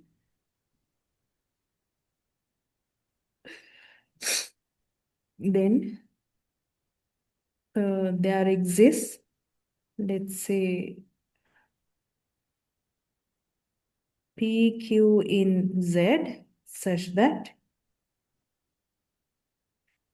R is equal to D raised to the power of Q, P. Now D raised to the power of P. What does it mean? We are adding D P times. In other words, this is P times D, right? And then S is equal to D raised to the power of Q. We add D Q times. So we have QD, right? Such that R is actually equal to PD for some P, S is equal to QD for some, sorry, for some Q, right? So from this, we see that because R is a multiple of D, S is a multiple of D, D divides both R and S.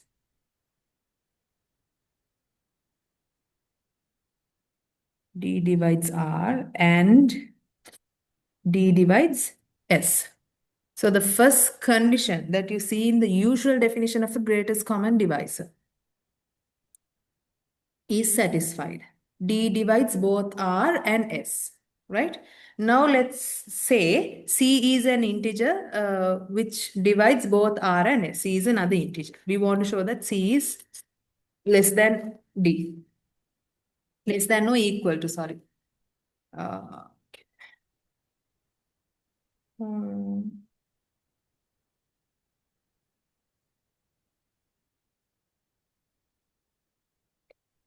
right. Let's say if C is an integer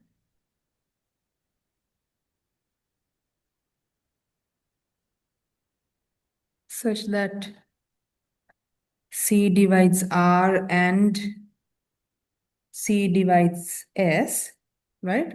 C divides R, C divides S.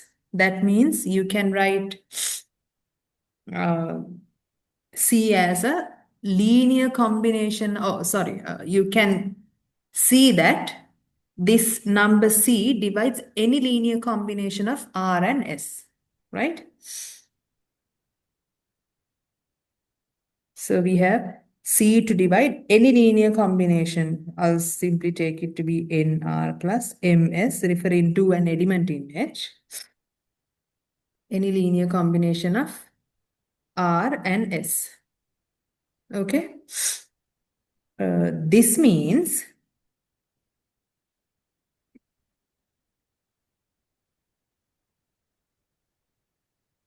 and this implies because all these terms, right, takes the form of a power of D, of some power of D. Why? This is an element in H and H is generated by D. So all these elements are of the form of a power of D, right? A power of D in this group under addition means a multiple of D, right? So what does this tell you? This implies that C divides a multiple of D. In other words, C divides D, right? C divides D. That means C is less than D. So D is the largest number dividing both R and S. Less than or equal to, right? Therefore, D is the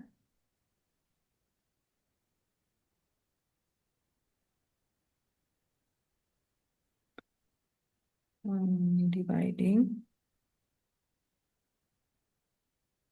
both R and S, right? So we see that this definition that we gave using groups agrees with the usual definition that we see in number theory. Okay? Right, now this other definition which we need. Do you have any questions?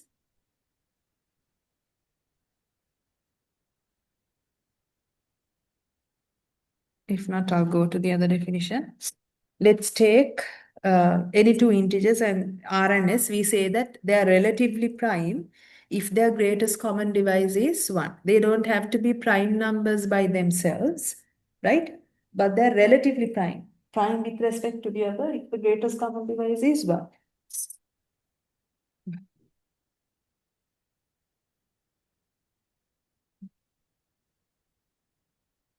Said to be relatively prime if the greatest common divisor of R and S is equal to 1. So the greatest common divisor of 2 and 3, both of which are prime numbers, once again is 1. Greatest common divisor of, now these two numbers are prime. On the other hand, greatest common divisor of, let's go with 6 and 5. 1 is prime over here. 1. Greatest common divisor of 4 and 9, both of which are non-prime. Once again, 1. Okay.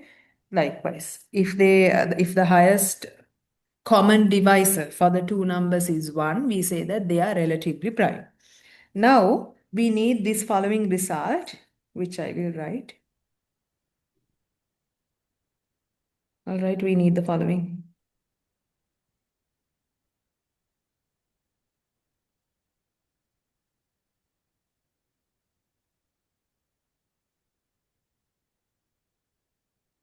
If R and S are relatively prime,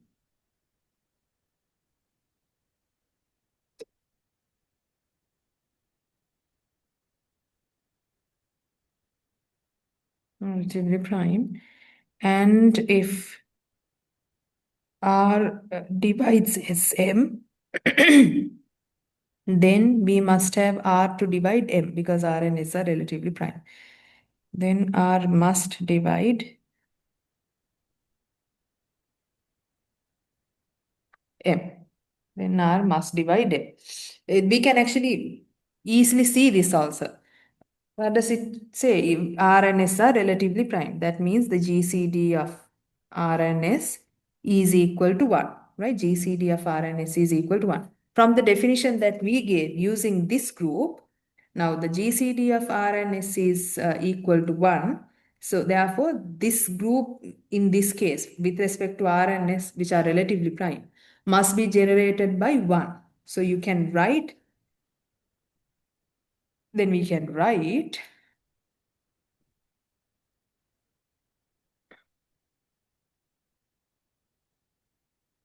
let's say AR plus BS for any two integers A and B to be equal to a power of 1 uh, or simply for unique integers A and B, this linear combination ends up being 1. For some A and B, we must have this to equal this GCD, which is 1, right? For some AB in Z, for some AB in Z. Now observe that we want to take SM. Okay. Multiply both sides by M. You have M equals ARM plus BSM, right?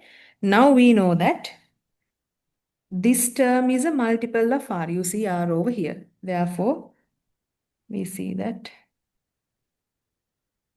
R divides ARM, right? Not only that, we are given that R divides SM. This is a multiple of SM. Now SM R divides. So we have R to divide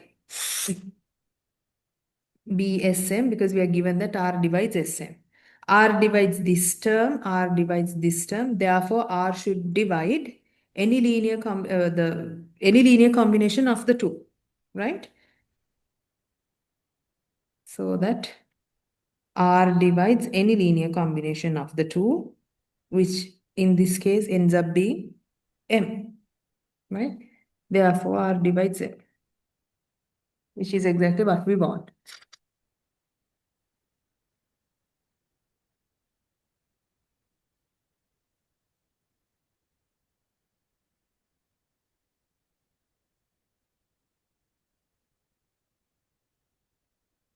Okay. Do you all have any questions up to this point?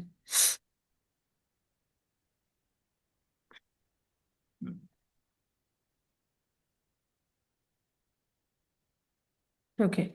Now we look at subgroups of finite cyclic groups. We will need this result, okay? That's why I gave it to you. I'm simply following the textbook. Um,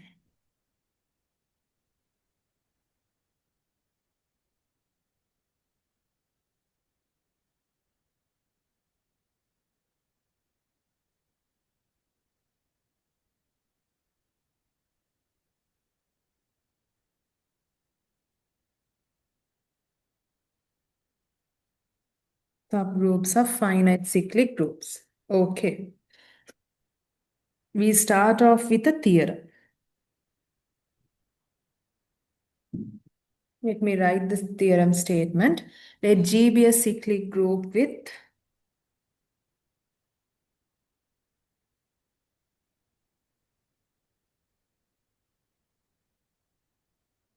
n elements. So it's a finite group, finite cyclic group. And be generated by A.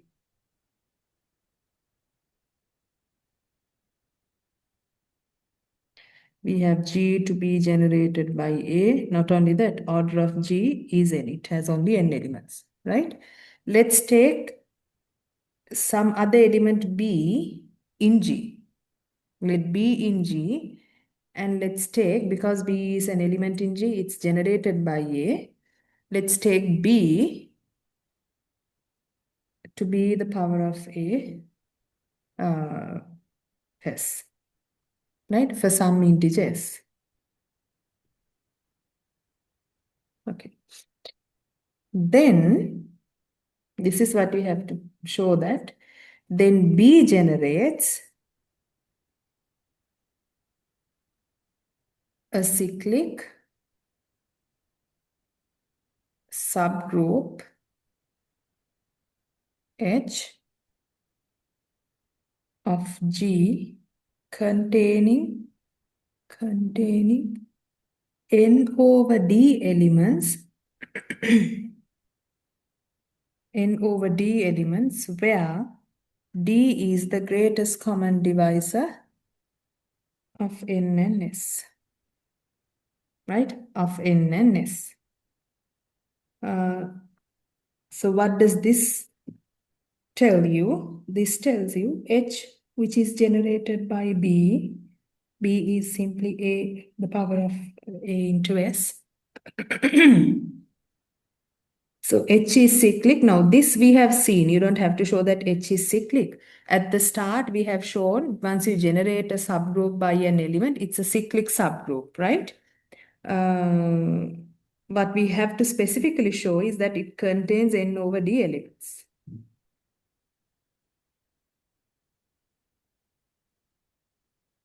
Where d is the greatest common divisor of n and s. Now, the statement is still not over. Also, we have the group generated by A is to equal the group generated by A raised to the power of t. If and only if the GCD of ns is equal to the GCD of nt, greatest common divisor of nt.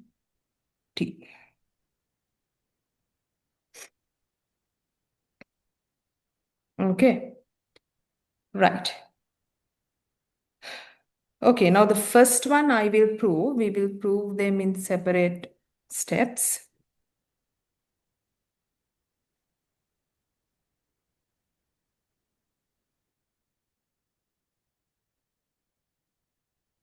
Right, let me write it with the first.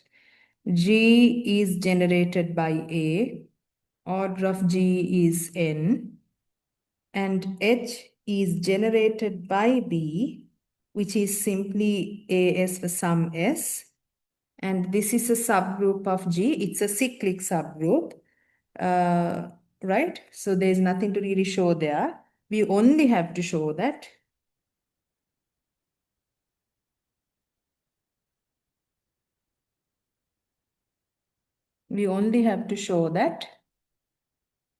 the order of H is n over D, where D is the GCD of n and S, right?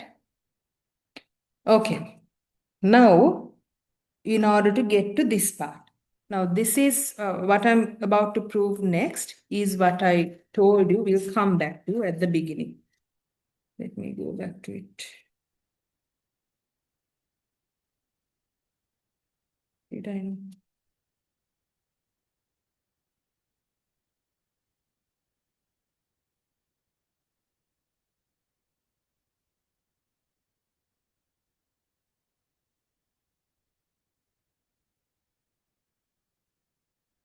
This one. This is exactly what we are going to prove now.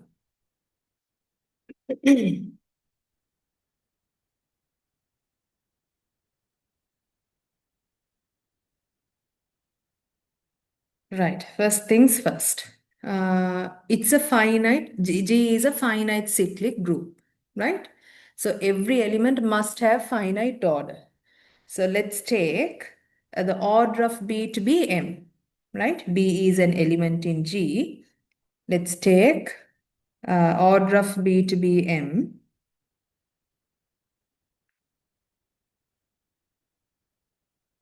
That is, M is the smallest positive integer such that the power of B into M is equal to the identity of the group. If the order of B is M, then we have order of H to equal M, right? Order of H must be M, and all the distinct elements of H are given by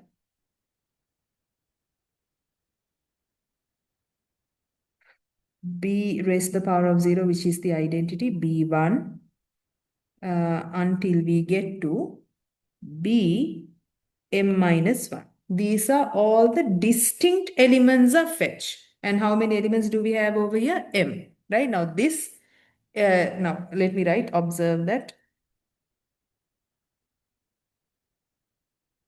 Bm is the identity. So when you take the next power of B, which is B raised to the power of M, we are back at the identity. Right? Now we have to prove this claim, right? We have to prove this claim.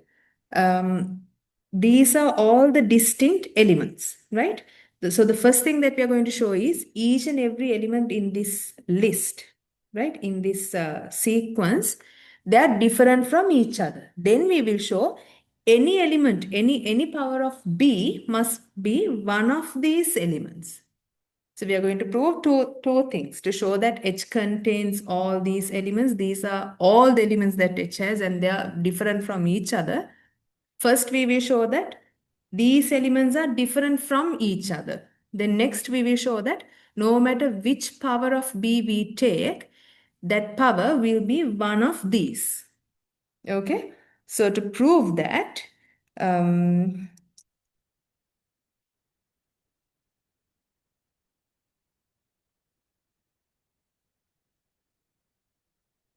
for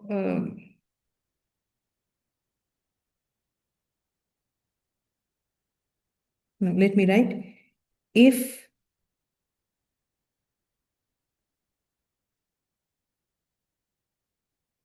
elements in the sequence B naught, which is the identity B1, B2, all that up to Bm1, B raised to the power of m minus 1, are not all distinct. If they are not all distinct, right, that means for some power, there could be two elements that are the same if they are not all different from each other, right? Then for some A1, A2, with, let's say, without loss of generality, we can write this is greater than or equal to 0, less than n. Some power in these elements, okay? We have B raised to the power of A1 to equal B raised to the power of A2. If they're not all different from each other, we must have at least two to be the same. And all these powers will always be greater than or equal to 0, less than n. That's why we have this condition, okay? Now see what happens. Then what we do is take the inverse of B raised to the power of A2 from both sides. We have B A1 times B minus A2 to equal the identity, because we are taking the inverse from both sides, right? This is equal to the identity. Or in other words, we can write this as B raised to the power of 0, which is the identity, right? This gives you B A1 minus, or we can take A2, because A2 is the larger number, doesn't really matter, okay? A1 minus A2 is the identity. In other words, I can write this as B A2 minus A1, the identity. Now, why is this a contradiction? This is a contradiction. This cannot happen. Why is it a contradiction?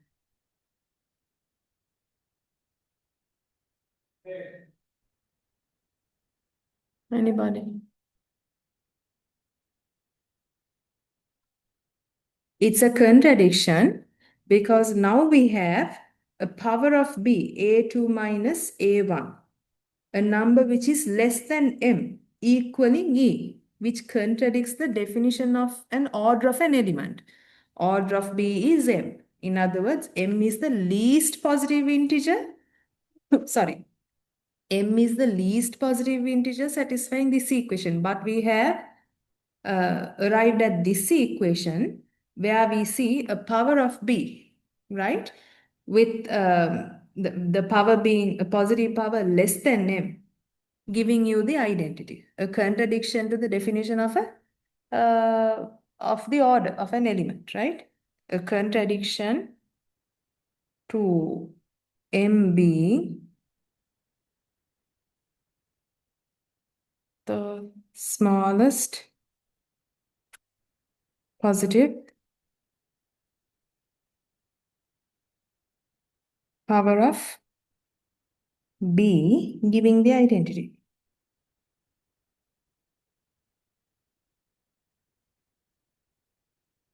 From here, we see that A2 minus A1 is greater than 0, definitely less than M, right? Because this is a contradiction, for no A1, A2 in this range, we can have B raised to the power of A1 equaling B raised to the power of A2. In other words, all these elements that you see in this list, this sequence, must be distinct. They must be different from each other. Any question?